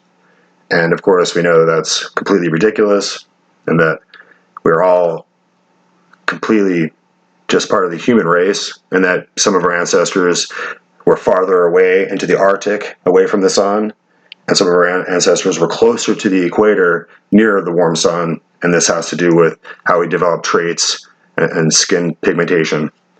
And ultimately, the way we look different weighs into our own prejudices and our fears about others and otherness. So anyway, let's go into look at more of Temple of Doom here. Once they set up this little Mormon kingdom out there, they called it the Kingdom of Deseret. And polygamy was practiced openly, and Young ruled the kingdom like a religious tyrant. There was a lot of oppression of women. He had enforcers that were known as Danites and avenging angels that would go out and they would kill people that were not following the Mormon gospel. And word of all this started getting back to the United States government. And outcries were in Congress to go in and solve the Mormon problem, because there were all these stories of women who were being oppressed, and some of it was sensational, of course. I mean, some of it was even worse than it really was. But I mean, you know how the media is even back then with newspapers and all that. So they actually sent in the troops. And there was what was called the Mormon Wars. And by that time, a different guy was prophet. His name was Wilford Woodruff. And the church basically came in, not the church, the government came in and said, if you don't stop this polygamy, we're going to take away all your assets. We're going to take away your buildings. We're going to take away your money. And you're going to be ruined. Because by that time, the church had built quite a prosperous little setup there in Utah. And so Wilford Woodruff in 1890 had a revelation, and they did away with plural marriage, at least officially. And that enabled a few years later for Utah to be able to become a state. Now what happened is the church got more and more established throughout the beginning of the 20th century. They tried to put polygamy behind them. And they began to move in the mainstream in the 1950s and 60s. They even had a Mormon, run for president, George Romney. And he lost the presidential nomination probably because of the LDS Church's stand on black people. And for those of you that may not know this, for many years the Mormon Church taught that black people are cursed with a dark skin because they were not valiant in the pre-existence. See, Mormon doctrine is that all of us lived in a pre-existent state before we came here to earth. And that there was this battle in heaven between Lucifer and the fallen angels and all of us who were good people, and that the people who ended up being black sat it out and wait to see who would win. And so because of their being so, whatever you want to call it, lazy, I guess, they were cursed with a black skin. And all the early Mormon prophets taught all this really racist stuff, like, as recently as Joseph Fielding Smith in the 1940s, he said black people were all loathsome and shiftless and lazy and crooked, and that no black man would ever get the priesthood. I mean, really racist stuff. Blacks were allowed to join the church, but they could not hold the priesthood, and they could not be sealed in the temple. And interracial marriage is a nearly unpardonable sin. And LDS leaders for many years taught that the African race is cursed and inferior in every possible way. But by the 1970s, with the civil rights movement, which started in the 1960s, increasing pressure from the United States government and other governments in the world, because by now the Mormon Church was an international church, that the church was pressured to do something about this. So Prophet Spencer W. Kimball had another new revelation. Now blacks have full access to LDS offices and LDS temples since 1978. Now, what are the cornerstones of the Mormon faith? Well, first of all, they teach that there was this great apostasy, that sometime around the 2nd or 3rd century, the Church of Jesus Christ began to apostatize after the death of the last apostle. By the time of Constantine, they teach there is no true Christian church left anywhere in the world. The world was therefore in spiritual darkness for more than 1,200 years. The light began to dawn, they say, with Luther, Calvin, and the Reformation. But it remained for Joseph Smith Jr. to come along and restore the fullness of the everlasting gospel. Another cornerstone is that you need living prophets, that there must always be a living prophet on the earth to help people interpret the scriptures. And they have a saying that a living prophet is better than a dead prophet. So in other words, the current living prophet, whoever he might be, outranks Isaiah, Jeremiah, Ezekiel, and Daniel. The Bible, on the other hand, briefly, and I'm not going to belabor this point, but it says we are saved by grace through faith without works, and that's Ephesians 2:8 and 9. Finally, what does the Mormon teach about divine revelation? Well, they say the Bible is flawed and insufficient, that it hasn't been translated correctly. It needs to be corrected by a living prophet. And it also teaches there's these other standard works, the Book of Mormon, Doctrine and Covenants, Pearl of Great Price. There are many problems with these texts that I don't really have time to go into. But one of them is, and this is going to blow your mind, because it sure blew mine when I discovered it. The Book of Mormon contradicts almost all of the Mormon doctrines I have just told you. So in other words, you can read the Book of Mormon, and the Book of Mormon will contradict what Mormons are teaching. Almost everything. Like, for example, the Book of Mormon teaches that there is a Trinity. In fact, the Book of Mormon teaches more clearly than the Bible does that there's a Trinity. The Book of Mormon teaches salvation by grace. All sorts of these things, and I don't have time to go into all of them, but just suffice it to say that the Book of Mormon, which is supposedly the most correct book ever written, actually contradicts key tenets of LDS theology. Now, as I mentioned earlier, the Mormons teach that a living prophet is always better than a dead prophet. Now, here's the problem, though. Subsequent prophets contradict each other. For example, Brigham Young, in his lifetime, said that no black person would ever receive the priesthood until every white man on the face of the earth had become a priesthood holder. But along comes Spencer W. Kimball and contradicted that in 1978. And so you can see where we're going with this. I can't really go into the full. You really should watch the full Temple of Doom video. It's fascinating. He goes all into the actual core doctrinal detail. And what I want to get onto now is how high ranking the Salt Lake City Mormon LDS Church has gotten within our intelligence agencies, and they're well known for having a lot of wives and having a whole lot of children, having them all on food stamps, but they're all going to very high rated schools, and their education is really highly rated. And within the occult apparatus, they're going to be connected with Freemasonry ultimately, and with big business, and with the intelligence agencies within government. So you're going to see a lot of, like in the Senate, we're going to see more Mike Lee as a Mormon, Mitt Romney, and these are usually going to be high-ranking businessmen who have big money. So this is an interesting International Business Times article. So we're at ibtimes.com, and the article is called "Mormons and CIA Torture Report: Is LDS Morally Bankrupt Because of Involvement in Torture?" So we're going to go into this article here, and the article is written by Morgan Windsor. A Mormon blogger is questioning whether the Senate report on the CIA's use of torture is a condemnation not just of torture itself, but also of the Church of Jesus Christ of Latter-day Saints, because two distinguished Mormons, Bruce Jessen and Jay Beebe, had prominent roles in the CIA's detention and interrogation program under George W. Bush administration. "We contributed to this. Our brothers did this," quote unquote. Crawford, also known as John C., wrote in a post on the Mormon blog called By Common Consent, which was started in 2004 by a group of LDS church members to post and discuss Mormon topics. Crawford wrote that Justin, a former Mormon bishop, was paid $80 million for drafting the guidelines that developed the torture techniques used on suspected terrorists following the September 11, 2001, and that Bybee, a federal judge at the time, signed the memorandums giving the CIA's controversial interrogation program and its brutal methods legal authorization.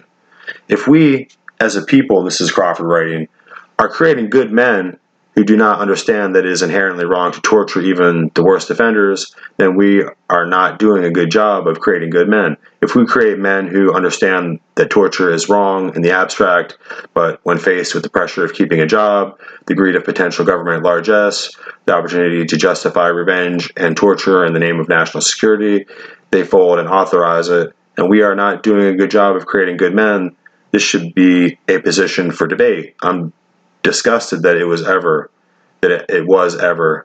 Crawford wrote in a post published Wednesday. Mormons, also known as Latter-day Saints, are heavily represented in national law enforcement and intelligence agencies. Returned Mormon missionaries are valued for their foreign language skills, abstinence from drugs and alcohol, and respect for authority, a CIA recruiter reportedly told the Salt Lake Tribune.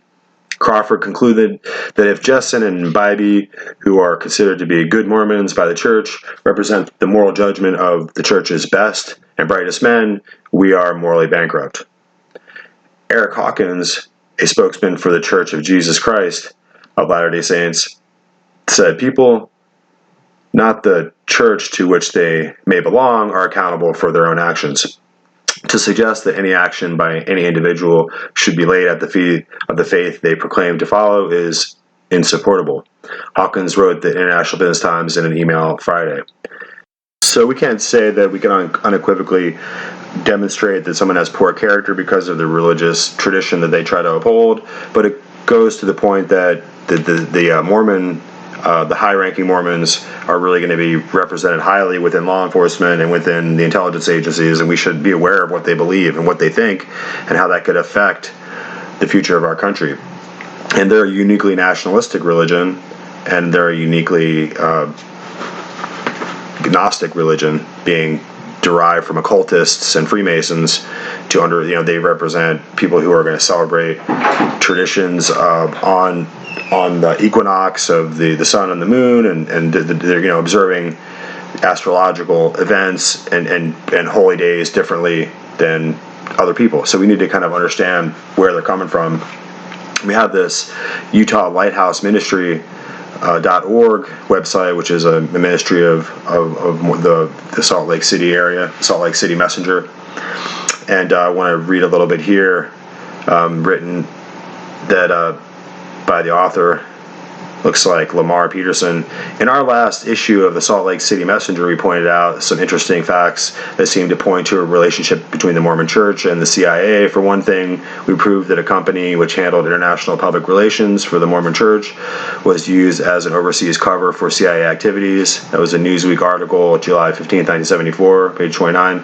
This was the Robert R. Mullen and Company. Mr. Mullen is the same man who wrote a book entitled The Latter-day Saints, The Mormon Yesterday and Today. This book is obviously written in the defense of the Mormon Church. And anyway, it goes on. Since the publication, the Rockefeller Reporter on the CIA has been issued. It tends to confirm much of our research. And it goes on to show how many Mormons who are going to go to college are going to be recruited into the CIA. And we need to understand what that means for the future of our country and how their particular ideological perspective in the Book of Mormon, which is totally a mystery to us. I mean, I think some of us might be able to understand the Quran and maybe the idea of where the Muslims are coming from more than Mormons, and they're very sincere. Mormons are very sincere about their beliefs. They are convinced that someday they will become gods who are going to set off to start their own planets and create their own worlds, and they have a really complex cosmological belief system about the nature of the world. I mean, you really can't even be saved into an afterlife unless you have more than one wife. So there's these strange points of interest that we might be aware of. And it kind of reminds me of Scientology, because like how Scientology wants you to sign a billion-year contract. The Mormon cult, ritualistic thinking, and their rites of practice, if you will, are ultimately going to take us to a very unsuspecting and strange place, which means that their practices are identical to witchcraft on some level. The way they have their washing rites, and the way that they wear certain garments for protection. These are all kind of esoteric and arcane magical practices. And we have to recognize that during this time, these particular Mormons, who were lawyers, educated men, judges, didn't think that the harsh torture practices that were going to be adopted by the CIA after 9/11 were something that were morally questionable. So there's something about the belief system within Mormonism that suggests that if you have dark skin and you're an Arab and you're not a part of the national enterprise of the United States, you're not a Mormon, then you get tortured by the CIA, then it's not really a big moral problem for them. So they had no qualms. And so it makes me wonder how it will go in the future, dealing with a very large black populace in the United States that's getting unruly, that there's a lot of riots breaking out for different reasons. And we have to expect that our government has people within the intelligence agencies and within law enforcement that are capable of handling these situations and looking at people who have dark skin as people who are human and not cursed by God. So we have to ask ourselves, they're going after the KKK as a terrorist group. What about the Mormon Latter-day Saints Temple? Are they not a terrorist group? I mean, should we not look at their credentials within our intelligence agencies and within law enforcement and ask them, what exactly do you believe? How much power does the prophet there in Salt Lake City, in the promised land there, have over your mind? And we have to ask ourselves, what would a Mormon administration look like within the United States? Like a new cult religious tradition that's been started just in the 1830s.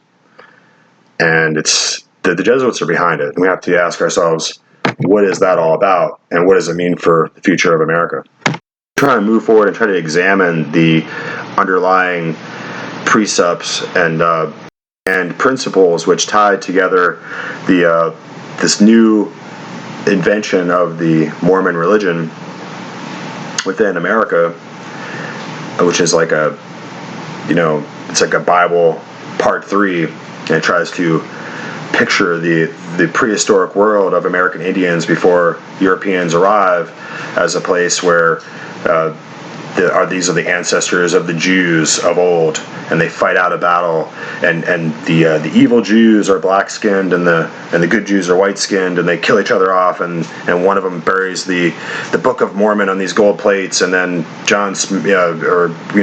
Joseph Smith digs it up in the 1830s, and no one's ever seen it, but we're all supposed to believe this. And the fact that real, genuine, intelligent people will believe this doctrine, like I said, it goes to the power of human belief to just really kind of clasp and onto anything and just believe it, if those around them and their peer culture and their parents and those who are the influencers in their lives make it crucial, make it imperative that they do so in order to receive love or stay part of the family and not be excommunicated and not be kicked out, and sent away.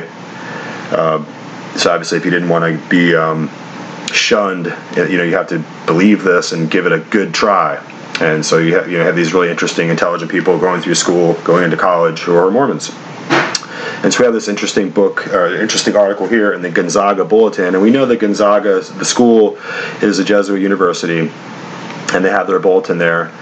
And we know that despite the geopolitical machinations of the Jesuits to control the world for the Pope, that they have excellent education. They have the highest rated schools in the world, all across the world. They are responsible for training a lot of our spies and foreign affairs. But this particular article is called "Mormon Student Explains Benefits of Jesuit Education." And this is the Gonzaga Bulletin, 2005, January 19th. And there's a picture here of a guy reading the Book of Mormon. Jeff Rigby strikes a contemplative pose while paging through the Book of Mormon in the lobby of the LDS Temple in Spokane Valley. Rigby believes attending a Catholic university can benefit people of all religious traditions. For what possible reason would a Mormon want to attend a Jesuit university? Although small in numbers, there are students who belong to the Church of Jesus Christ of Latter-day Saints, LDS, commonly known as Mormon, who have chosen to make Gonzaga their home for collegiate students. On the surface, LDS students attending Gonzaga may seem rather strange. This observation subsequently begs the question, what is it like being an LDS student at a Catholic university? Before I proceed, let me first say that attending Gonzaga has been a great experience, and I will certainly miss the school after graduation this May. Gonzaga has been the best experience of my life. However, as an LDS student, the Gonzaga experience has been an unusual one. Try to imagine being outnumbered on average by at least 800 to 1 at a school where it can be guaranteed that in all of your classes you will always be the only one who shares your religious faith. And to that, the sense of being out of place at most college parties because you belong to a faith that expressly forbids the consumption of all forms of alcohol or tobacco. If you can imagine that much, when you can start to get a glimpse of what it is like to be an LDS student at Gonzaga. The LDS experience did not stop in the classroom. A number of the Mormon students at Gonzaga are also varsity athletes belonging to several of the different teams, including cross country and golf. So just we'll go on here just a little bit more. In addition, the social teachings of the LDS Church and the Catholic Church are very similar. Official Catholic teachings regarding issues like abortion, family, and the purpose of marriage, divorce, homosexual marriage, women in the church, the role of church in politics, and the humanitarian duty of the church is similar to virtually identical to the LDS Church. So, of course, the Pope currently, this Bergoglio fellow, he is currently talking about how homosexual marriage is a normal aspect of Catholicism. So it's very strange right now. But to take his point here, that they're virtually identical, that their systems and the traditions are virtually identical, and then you have the added kind of Islamic tenet here where they're not allowed to drink any alcohol. So I find it very interesting that the Freemasons are behind the rise of Mormon cult systemology. And I find it suspicious that they're creating a religion that's very identical to Islam. It's just a American nationalistic, one prophet only, follow these certain ritual routines in a daily life, orders your life in a certain, works-based system that you have to follow these particular or planning to say these particular words, follow these particular dates, do these particular actions in a certain way, and if you do the ritual correctly, then you're accepted. And so it has very little to do with the actual faith of your heart, what you believe inside you, and it leaves Jesus Christ far behind. So we need a living prophet, and a dead prophet like Jesus is not that useful to us. So these living prophets can correct or abrogate the words of the past, and so it's very much like Islam today when these current clerics abrogate the teachings of Muhammad, who had a 6-year-old wife, a 6-year-old girl was his wife, and who beheaded tens of thousands of people. They just change whatever is convenient at the time.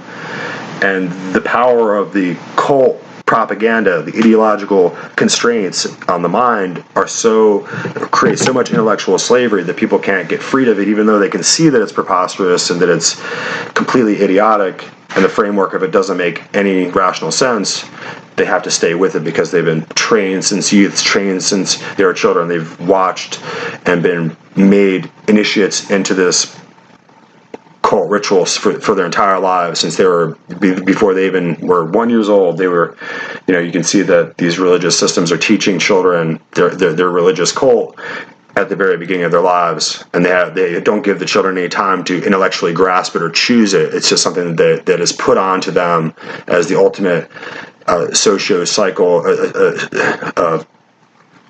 psychosocial impetus that drives them, and they can't escape it without tremendous depression or feelings of guilt, and their ability to reason is overdriven and overgoverned by the religious power of the cult itself. So this is an interesting article. Let's go ahead and take one more little peek at an interesting writer here. We're going to go back again to somebody we're familiar with in these episodes, and it's Walter Veith. And he has a very interesting take on Mormonism. So Professor Walter Veith, I think he's from the University of Cape Town in South Africa. He's going to do a little breakdown for Mormonism here. So there's the one movement that gives itself a Christian name. Here's another movement that gives itself a Christian name, the Mormon movement. The Mormons call themselves the Latter-day Saints of Jesus Christ. So this is Jesus Christ's name being used again. And the information comes from this angel over there, who is the angel Moroni. Here he stands on top of the globe, blowing his trumpet. Here is a typical Mormon church. It has no windows. Just like Masonic lodges don't have any windows. And the founder of the Mormon movement is none other than Joseph Smith. And Joseph Smith was a 33-degree Freemason. What does that tell you? Who was his God? If he was a 33-degree Freemason, then his God was Lucifer. Now, this is his follower, the next prophet, if you like, the Mormon leader, Brigham Young, who followed up Joseph Smith, and he happened to be a 33-degree Freemason. Well, let's check this out. The Church of Jesus Christ of Latter-day Saints, Mormonism, its founder, Joseph Smith, was a high-level Freemason. His successor, Brigham Young, was also another high Freemason.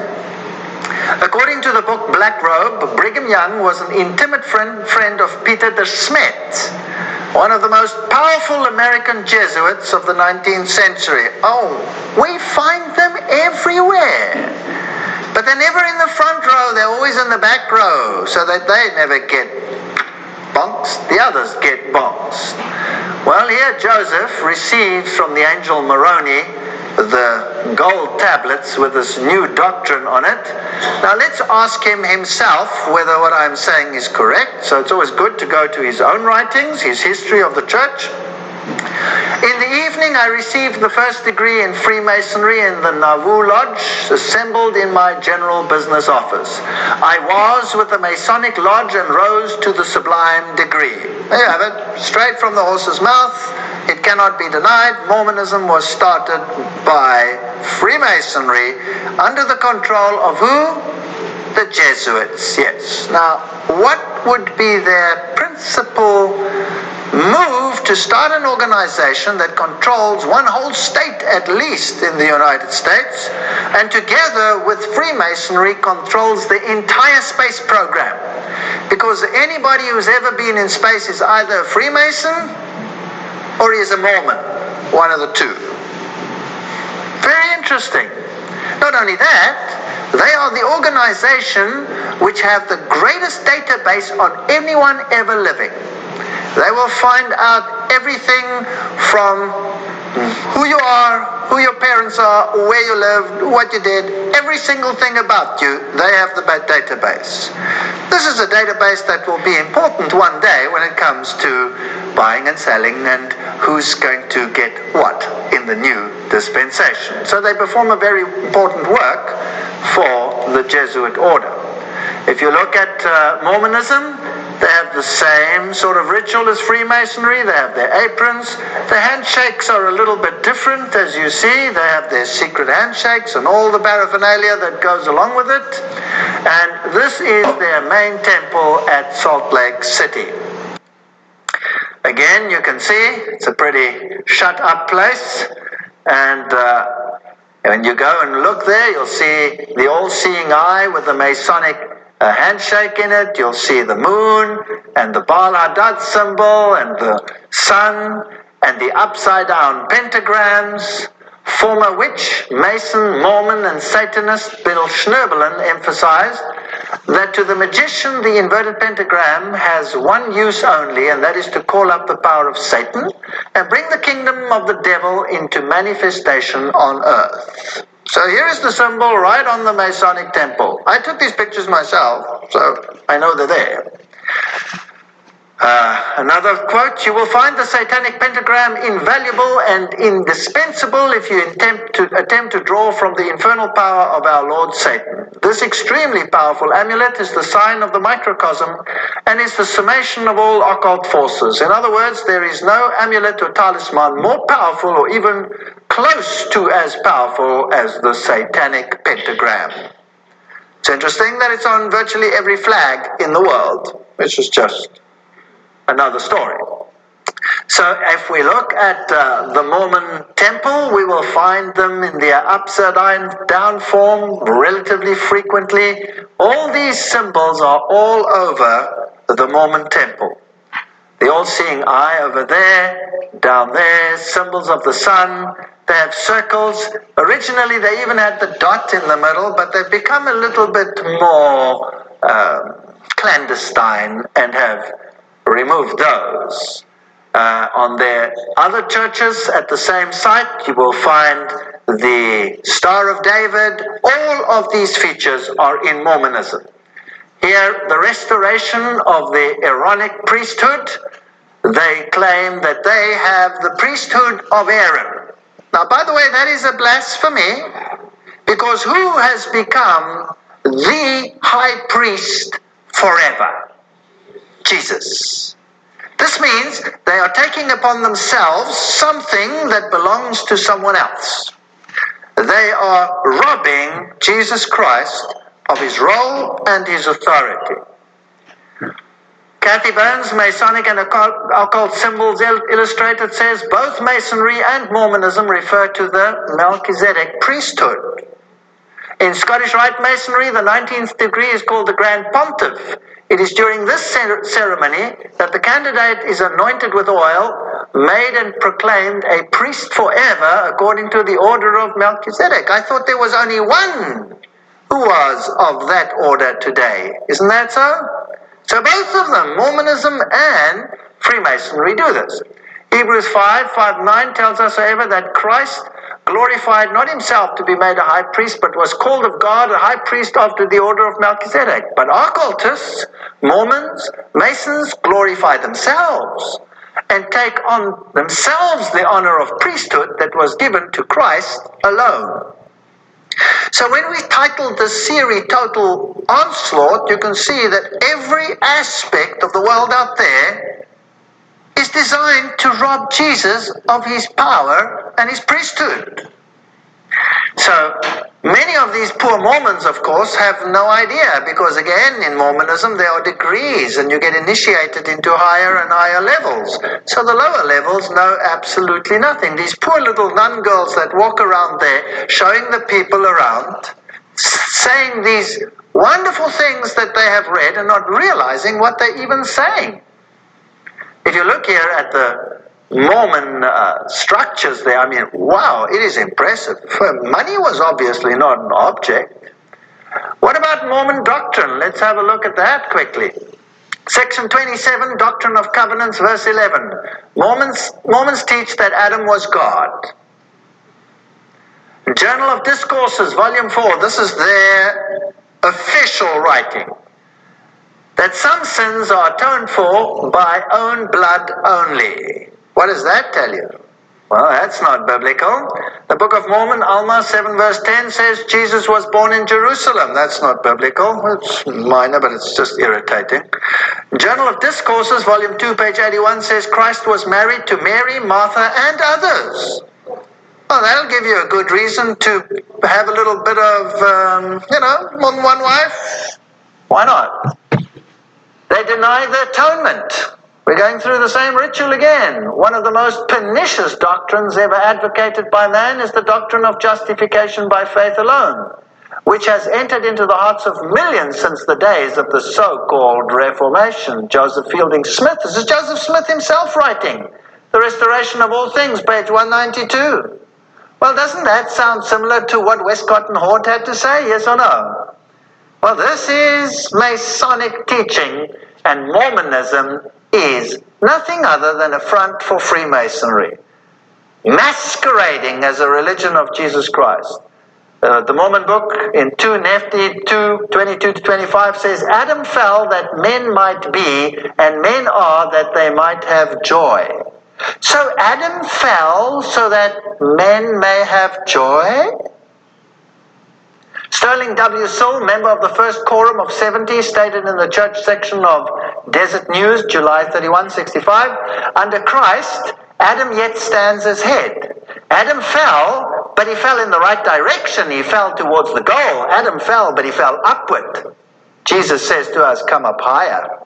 Brigham Young says, the devil told the truth about Godhead. I do not blame Mother Eve. I would not have her miss eating the forbidden fruit for anything. Through the gift of sin, humanity can achieve godhood. Well, who's this speaking? Is this the devil speaking, or is this Jesus Christ speaking? This isn't that doctrine of covenants. You were also in the beginning with the Father. Man was also in the beginning with God. Intelligence or light or truth was not created or made, neither indeed can be. Again, you have it there. Mormonism is nothing other than Freemasonry, masquerading as a religion of Jesus Christ, deceiving millions in the process, and just being a tool for the Jesuit order. The Catholic Mass basically says the same. Oh, blessed fault which does procure such a Redeemer. This is the figure of Christ that they have at the Mormon temple. And whether Jesus looked like that or not, who knows? The devil says he wants to impersonate Jesus. So maybe Jesus looked like that. I don't know. I'll find out one day when he comes with the clouds of heaven. I wonder whether he did have a split beard, which is a symbol of a goat, but nevertheless. Here we have the leader, Joseph Smith, And if you look at the figures over here, you'll see a beehive. And if you go and look in the book Two Babylons, you'll see that the beehive is a symbol of paganism. This is pagan deities. Now, this is a rather fascinating story. You see, the world is being controlled by occultists. And occultists often run in families. So you have occult families which control the world. Now, some people go too far and they say, there's a reptilian connection and there are reptile families. Ooh, have you heard of those stories before?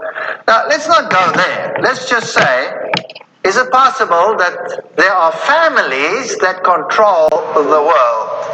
And they come from royal families. Now, some royal lines have been eradicated, eliminated, destroyed, wiped off the face of the earth through Jesuit intrigue, and others have been placed in power, like the House of Stuart, for example, in England. Every one of them high masons. Those are all occultists. I mean, the Queen is the Queen of the Bilderbergers. How much more occult can you become than that? So here you have these royal families. Is it possible that these royal families are controlling much of the world and that the kings of the world will one day rule? Well, let's just have a look at something interesting. Here is the Howland family chart, which is published at the Mormon temple and tells us who's who in the zoo and who's related to this family. One family, so we're looking at great-great-grandpa. Let's have a look who his descendants are. One family. You can check this out for yourself. Joseph Ira Earl, very prominent man in his old days. Joseph Smith, there's the founder of the Mormon movement. He is part of that family. He comes from the same great-great-grandfather. Emma Hale comes from that family. Winston Churchill, he has the same great-great-great-grandfather. Franklin D. Roosevelt has the same great-great-great-grandfather. Richard Nixon has the same great-great-great-grandfather. Do you mean to tell me that President Ford had the same great-great-great-grandfather? Do you mean to tell me that George W. Bush Sr. had the same great-great-great-grandfather? George W. Bush Jr. had the same great-great-great-grandfather? Now, this is kind of strange. Do you really believe that though they come from different sides of the Earth's divide, that they all come from the same family? Do you think this is pure chance?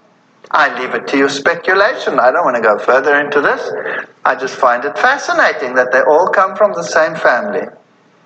From Churchill to how many presidents in the United States? 1, 2, 3, the one in between, 4, 5 presidents in the United States, plus those from the other side, plus the founder of the Mormon movement, all from the same family. It's very weird, very weird. And then if you go into Mormons and NASA, you will find that all the top men, they were all Mormons or they were Masons. So as we're beginning to relate here in this kind of broken and fragmented discussion and these different audio clips and this kind of revelation, this exposure to this information is going to reveal what isn't clearly seen behind the veil. And it's not easy to kind of come by this understanding if you're not initiated into these different fraternities or if you understand the program. And so we're trying to bring out into public view so that you can kind of clearly see, what's at stake and what the terms are of the situation. And we're trading man's need for religious cult systemology within his nature for the faith that we found in Jesus Christ. And that's what's really at stake here. I mean, you have a lot of different things in play. I've talked about it before, about how religion brings us to this place within society, within the peer culture within America. Even Donald Trump is running around talking about saying Merry Christmas again. And I don't have a problem with people's personal religious beliefs, but America isn't a Christmas nation. We're not a Catholic nation. We're not a Roman Catholic nation. We don't all have pictures of the Pope on the wall and doing their rosary and celebrating Christmas. So we really need to stay away from like a state religion, even though you think that Christmas is very Christian-y, it's very Christy, it's like Christ in there. It's really a subtle kind of sugar-coated form of propaganda to bring you back into the Vatican, the arms of the Holy Roman Church there.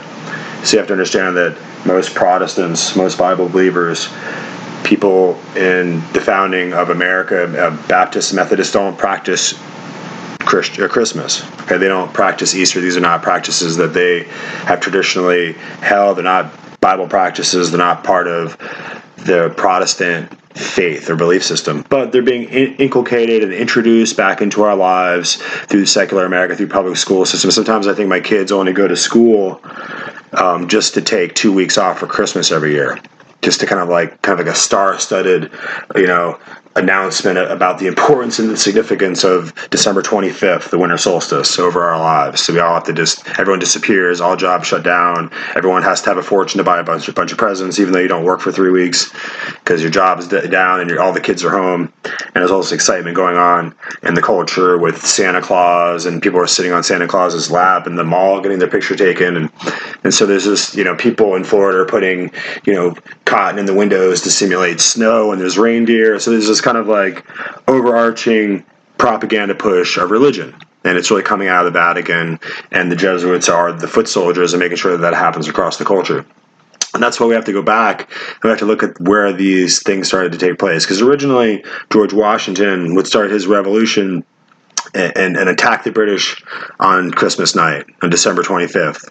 And because the British were all Catholics and they were all getting drunk and they were spending the night, in frivolous partying, and they didn't really pay attention to the fact that the revolution was coming to them and that they were setting up the cannons to set American independence into action.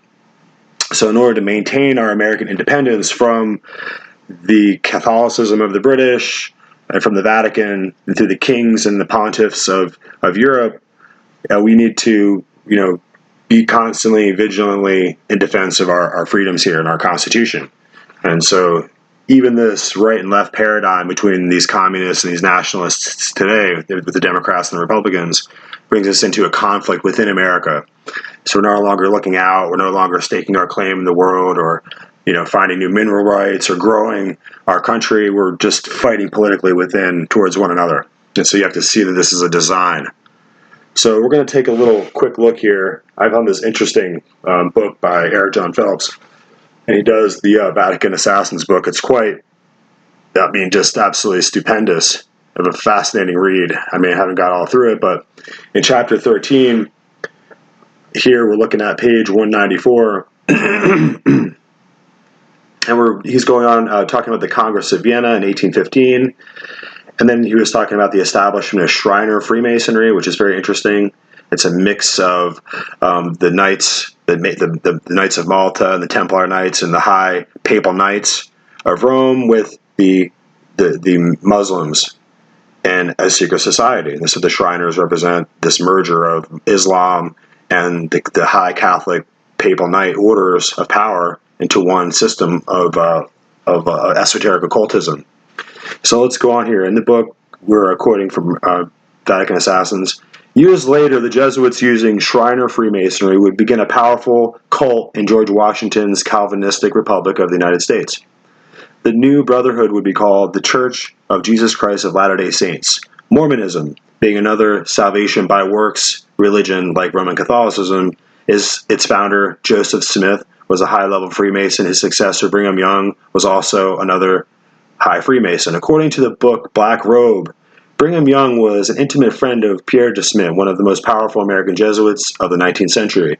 Being the foremost Jesuit of influence among the Indian nations, De Smet, using Confederate General and Shriner Freemason Albert Pike, incited his Sioux Indians to mass murder 700 white Lutherans of Minnesota, who were Northerners, while having procured the exemption of Jesuits from the draft during America's bloodbath, erroneously called the Civil War. And I'll just pause it there. And we know that of course, the these Jesuits had incited the early Mormons to go and attack other pioneers and other white settlers, just like they incited the Indians, the Sioux Indians, to do it. And in one of the earlier clips, we're talking about how the Mormons had attacked and killed man, woman, and child, every single one of these people that were in a wagon train who were probably Lutherans in the same case.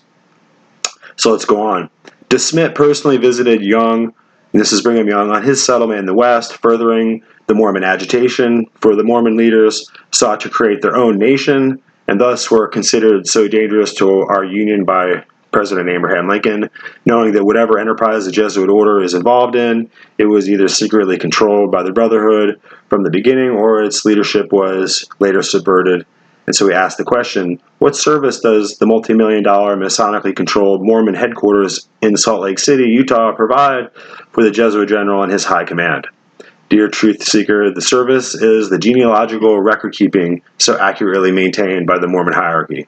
You know that they're very interested in having all these genetic records, and so if you want to get a blood test and have some genetic test on yourself, you're basically going to send your records to the Mormons, and they have this really elaborate computer database that has all the genealogical blood and DNA records going back for the last 200 years. So let's continue. And for what purpose does this serve? The practical, non-religious answer can only be to keep track of the world's racial Jews, enabling the Jesuit general using his fascist military dictators to locate, arrest, imprison, and murder the physical descendants of the sons of Jacob, having yet to inherit the promises given to Abraham, Isaac, Jacob, and David. The coming international Jewish persecution will be especially bloody because inside the world's greatest haven for the wandering Jews, 14th Amendment America, and the infallible Masonic Mormon prophet, possibly the present Gordon B. Hinckley, will aid the Jesuit general in this final annihilation.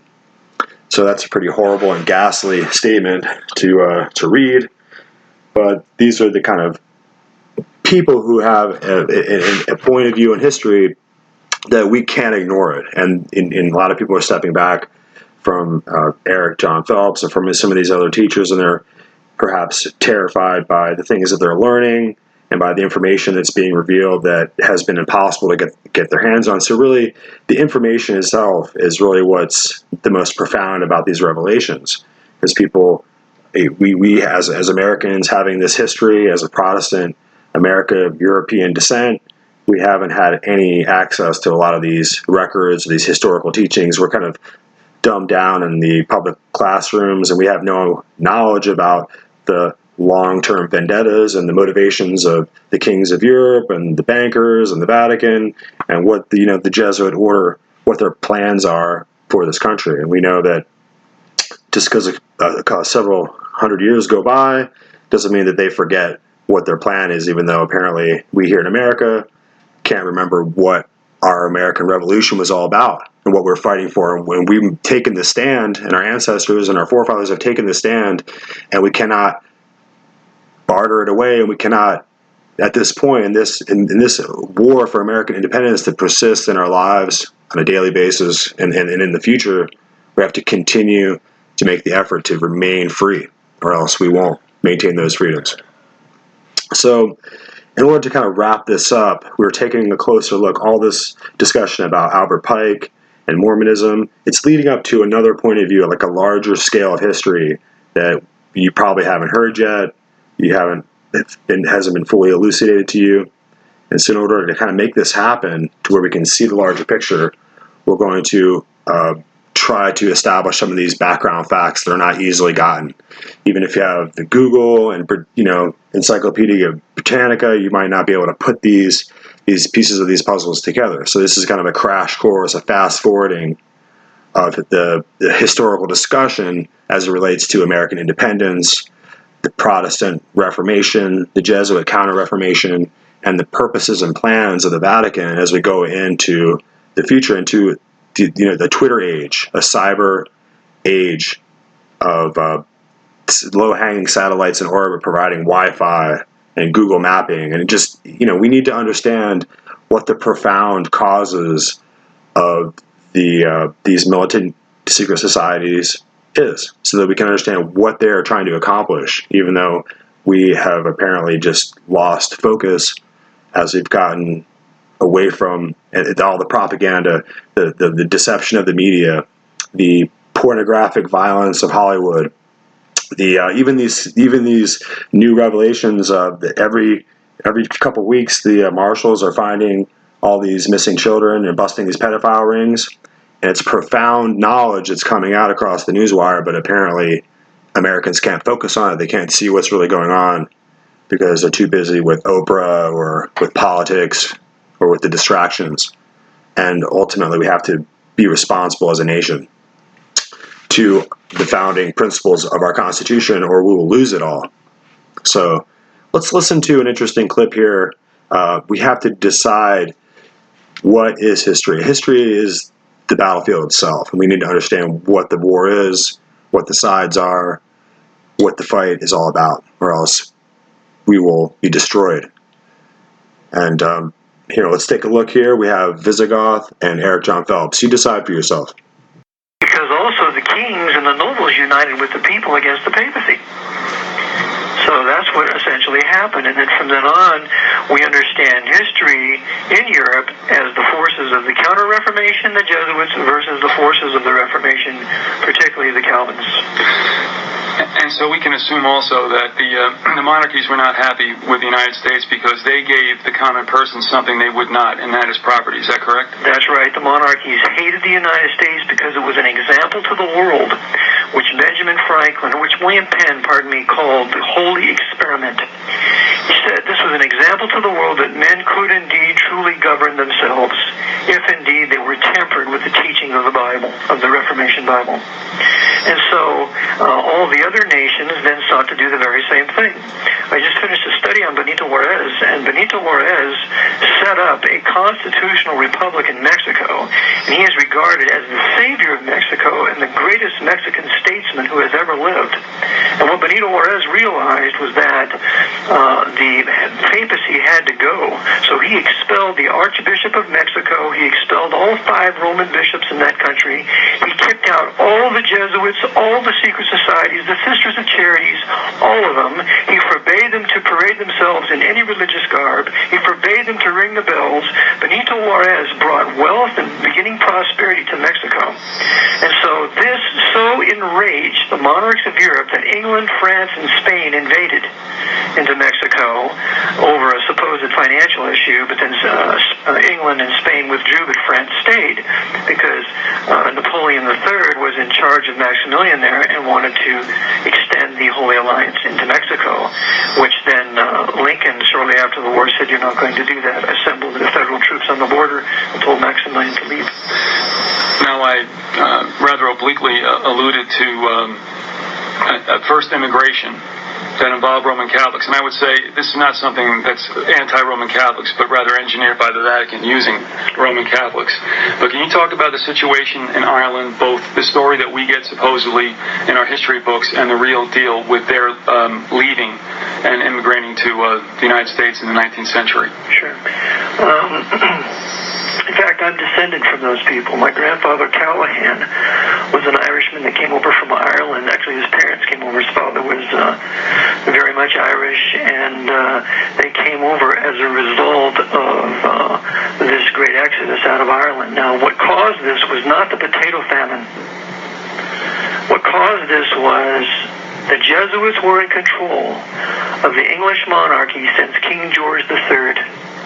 That is from about, 1760 onward. So it didn't make any difference, if I could just interject this, that England had gone Anglican. That's just window dressing for... That's window dressing. Right.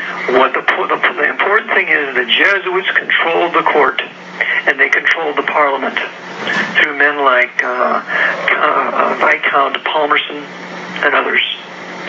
Remember, Viscount Palmerston was against those good Roman Catholic Italians who overthrew the temporal power of the Pope in 1870 and were against the Italians when they revolted in 1849. Viscount Palmerston was against that. And he would not allow those Italians, when they fled to Malta, to stay there because it was a British holding. So the Roman Catholic British governor of Malta kicked those Italian Roman Catholics off the island. So the whole British monarchy is controlled by the Vatican, by the Black Pope, no later than 1815. And so the Vatican then decides that their champions, with whom they are going to conquer North America, will be the Irish. And so what they did in the 1840s, late 1840s, was they used Victoria and her prime minister to cause a huge, massive famine in Ireland. It is reported that 8 ships left Ireland daily, loaded with Irish meats and vegetables to foreign ports, so as to purpose the forced starvation of nearly 1 million of my Irish brethren, and therefore driving the survivors out of Ireland into North America. So they actually had the stores, they had the crops, they had the meat. Absolutely. And it was, forcibly egressed out of Ireland to other places. Absolutely. We sent them off to foreign ports. Not that you have to know this, I'm just curious. Who's the prime minister with Victoria? That wasn't Disraeli yet, was it? Disraeli was later. I believe Palmerston was earlier. All right, that's right, Palmerston. But Disraeli was also involved. All right, now, with this forced immigration, that would necessarily mean, if you believe that there is a conspiracy, that the Vatican had, and the monarchies as well, if they are joined at the hip, and I want you to speak to that they wanted to see an event that would take place some maybe 2 decades later or a decade later that would start to kneecap, if you will, the constitutional republic known as the United States. Right. What they had planned was they had planned to foment a revolution, and all they had to do was read George Washington's farewell address, which is America's greatest state paper. And what he warned about was foreign influence that would cause a geographical division of the country, north and south, so as to foment a war, and thus the Constitution would fall. And he warned about that very strongly. So that's exactly what the Jesuits did. They brought their Irish Roman Catholics primarily into the northern cities. And then they taxed the southern people on their tobacco and cotton, and the tax that was collected was spent primarily on the development of northern industry, which really infuriated the Southerners. And of course, the vast majority of them were Protestant. Right. And also big states' rights advocates, right? Absolutely. And that's because the Constitution was a specific grant of powers. Nothing more than what was delineated in the Constitution was granted to the federal government by the states. All the other powers that were not specifically granted were retained by the states. And it's just like any other contract. If you decide to have me build your house, and we enter into a contract, and I agree to buy these materials, and only these materials, what if I just decided to go buy all these other materials and then gave you the bill? See, there's no implied powers in the contract that you and I enter into, and there was no implied powers with the contract that the states entered into. It was specific, express grant of power, and that is delineated in the Virginia and Kentucky resolutions written by Madison and Jefferson. Do you have any kind of statistics about how many Irish did come in through that time period in the 19th century? And if there were any inducements for them to come over? I mean, besides the fact that, there was this famine. I can't remember the exact amount. I believe it was in excess of 1 million. I'm not sure. What I do know is it continued for many years, and it was most interesting that even after the war, what later became the White Star Line of J.P. Morgan continued to bring in the Irish Roman Catholics. Was that involved at all? And I'm digressing for a second, but just out of curiosity, the White Star Line, did it have anything to do with the Titanic? Absolutely. The White Star Line owned the Titanic and the Olympus. What a surprise. All right, so what we're alluding to here is that the European monarchies, the Vaticans, backed up by the Jesuit muscle, forced an Irish immigration into the United States specifically to arm the Union Army to do 2 things, I would assume. One, cut deeply into the Protestant America, and 2, to get rid of states' rights and to bring about a type of government, a federal government, which really, Eric, I don't know how you feel about it, but it's about as state-run as the Soviets. Correct. There's no difference. Because the Jesuits run Russia, just like they run this country. So what they did was they set up a national government, because what we had was a federal or Confederate Republic of the United States.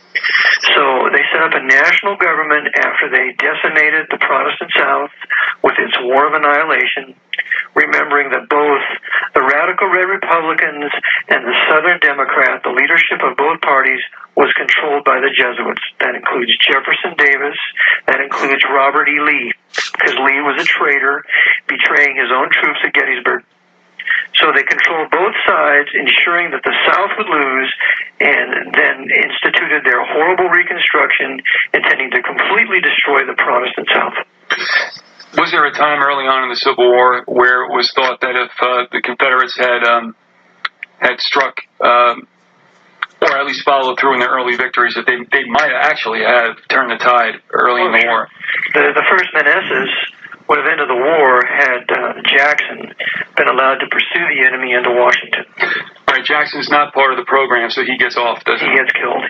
And I just discovered that at his death, when he was wounded at Chancellorsville, there happened to be a Confederate officer there in uniform that nobody recognized. So no, Jackson had to be eliminated because he would have won. If he would have been at Gettysburg, it would have been a great victory, and then it would have been on to Washington. All right, now clear me up on this if you do have a deep background on that. Jackson was not shot dead and killed on the battlefield. They brought him back. Right, they brought him back. Wounded. And he wounded. They had to amputate his arm, and he caught infection, supposedly, and then died. Okay, and that's because he probably wasn't playing ball with the master plan, or at least didn't know that was going on. Right. The Irish really didn't. The Irish people didn't know what was going on. They were just doing what the priest told them to do. All right. So now, as a result of this, the Civil War is fought. The Union wins. And what happens to 14th Amendment America that was different than before? Okay. The war is fought. The whole nation loses. We are then reduced to the forced ratification of the 14th Amendment, because remember that all the southern states were put under martial law. They were divided into 5 military districts, overseen by the cruelest of military commanders, including Butler the Beast in Louisiana. And until the states would ratify, they would remain under martial law. And so the last states to leave were Virginia in 1870 and Texas in 1870. And so when they ratified the 14th Amendment and gave their ironclad oath to the federal government, then they withdrew with their federal occupation. And with the 16th Amendment, what that did was this. The 14th Amendment, right, okay. But the 14th Amendment, what it did was this. It reversed, quote, the origin and character of American citizenship, unquote, according to the words of the Supreme Court. And what it did was it made U.S. citizenship, quote, paramount and dominant, unquote, and it made state citizenship, quote, subordinate and derivative, unquote. So it reversed it, and this is exactly what the Jesuits wanted to do. This was the whole purpose of the war, was to centralize power in Washington, conforming the government of the United States to be governed precisely as the Vatican City government is being run. It's all centralized. Then in 1871, they incorporated Washington, D.C. Now, you could say, and I believe this to be true, it's not my idea, but I do agree with it, that what happened at that time was almost a dry run on a smaller scale for a federation, which obviously the Vatican is looking toward, as are a number of New World Order types and groups in the world yet to come, that doing that to the United States almost was a dry run by federating those states. That's correct. What they did, for example, to the state of Virginia in the war, when they divided it, created the illegal state of West Germany in 1863, because Virginia was a most Protestant, Presbyterian, Calvinist state. It was the Keystone State. It was the state that made our country. Virginia had to be divided and conquered. What they did to Virginia in the 1860s, they did to Germany in the 1940s. Right. Now, we're past that point. The United States as an experiment, as a constitutional republic, nothing like it before, now has been, as I would say, kneecapped. It's been wounded. And would you agree that it really never, ever has gotten close back to the prominence and the freedom with which people lived their lives prior to the Civil War? Correct. The Federal Republic of the United States was destroyed. It no longer exists. And on its ruins was created this, what I call in my book, the Pope's Holy Roman 14th Amendment American Empire. And with this Holy Roman 14th American Empire, it wasn't quite complete at the end of the war. They had to destroy the Indian nations. So from 1865 to 1895, the Jesuits, specifically Pierre De Smet, who was the most powerful Jesuit in the plains at that time, led and coached the Roman Catholic Philip Sheridan, the general of the army, into the conquering and the subjugation of all the Indian tribes, putting them on reservations after mass killing them.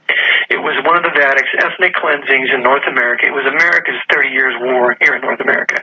And it was General Sheridan, that Roman Catholic servant of Pierre De Smet, who said, quote, "The only good Indian is a dead Indian," unquote. So that entire annihilation came from Rome. For people who are hearing you for the first time, as I had once upon a time years ago, it sounds very implausible. Your first reaction is, well, why didn't I hear about that in my history books? But, you know, we obviously well know on this show, and those listeners who do listen realize that those books have been sanitized. But you know what? When I look back, and Harry and I have both, you know, delved back into books that we might have read before, but it's uncanny how many times the Jesuits pop up. And you know what? They're spoken about almost in the same vein as we now talk about Islamist terrorists. They were a real pain. Correct. Correct. In fact, I just recently had something forwarded to me that a Jesuit community house in Austria has decided to give over the pistol that was used for the assassination of Archduke Franz Ferdinand in 1914. And they had that weapon for many, many years until they recently gave it over this year to the Austrian Military Museum. You know, we did that last week, I believe. We talked about the Browning that they called, that killed 8.5 million people, you know, obviously triggering World War I. Right. And the Jesuits said, oh, we just happened upon it, you know? Right, right. All right, so we went pretty long in this episode, and we're establishing some kind of aberrant, abstract facts of history together along a train of logic that you haven't really considered before, and we're going to continue to do that on these episodes. You know, I need you to look at the big picture, and you're an American. Most likely you're an American if you're listening to this episode, and you need to take it seriously that the freedoms and the liberties established by our Constitution and for the protection of our families and for the protection of our lives and our rights are very serious things. And we cannot say that the totalitarianism and the communism that has been destroying the world over the 18th and 19th century will not come here and turn this place into an absolute ruinous heap, a smoldering heap, just to go into the wasteland of history here. So we will come back again with another episode in the future, and we'll take this discussion further. And like I said, please take time to pray and to get yourself ready to be exposed to the truth of history that's informed by a history and a current of documentation and journalism that you haven't been exposed to before. So this has been Looking Glass Forum, and this is another penetrating discussion to go into our files here, and we look forward to having you back again next time.